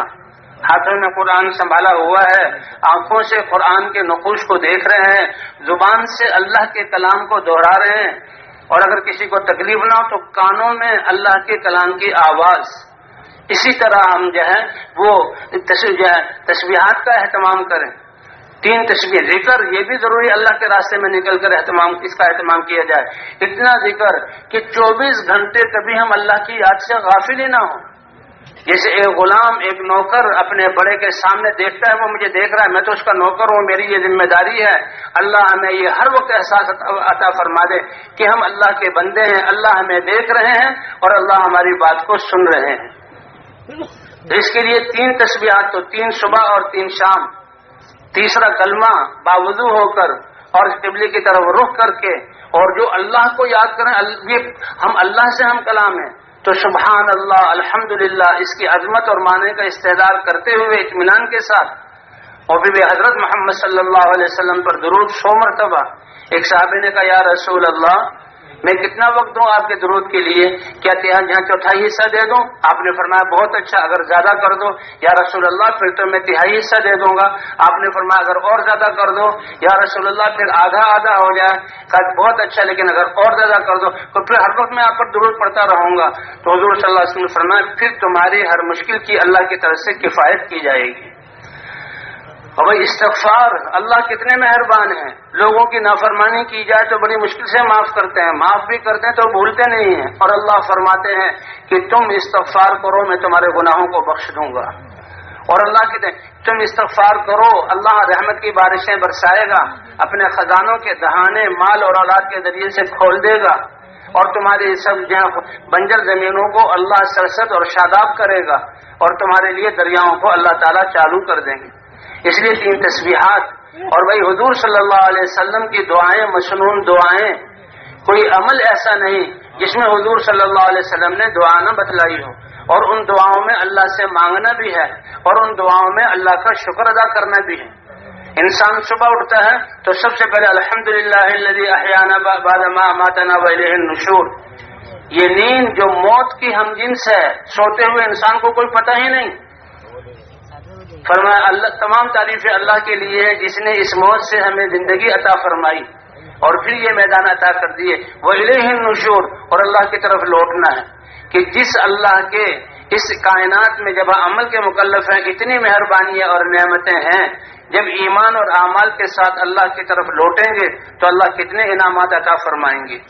کوئی عمل ایسا نہیں جس میں حضور صلی اللہ علیہ وسلم نے دعا نہ بتلائی ہو. وضو کرنے بیٹھو تو دعا، وضو کے بعد پھر دعا.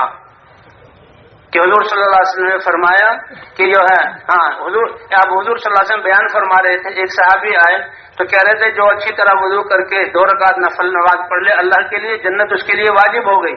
وہ کہنے لگے واہ واہ، حضور صلی اللہ علیہ وسلم نے کیا جو ہے فضیلت والی حدیث بیان کی۔ حضرت عمر کہنے لگے معلوم ہوتا ہے تم ابھی باہر سے آئے ہو، تم نے پہلی بات نہیں سنی۔ کہاں میں ابھی باہر سے آیا ہوں کہ اس سے پہلے حضور صلی اللہ علیہ وسلم نے فرمایا کہ جو آدمی اچھی طرح وضو کرے اور وضو کر کے اشہد ان لا الہ الا اللہ واشہد ان محمدا عبدہ ورسولہ پڑھ لے تو جنت کے 8 دروازے اس کے لیے کھل جائیں گے، جس دروازے میں سے چاہے داخل ہو جائے۔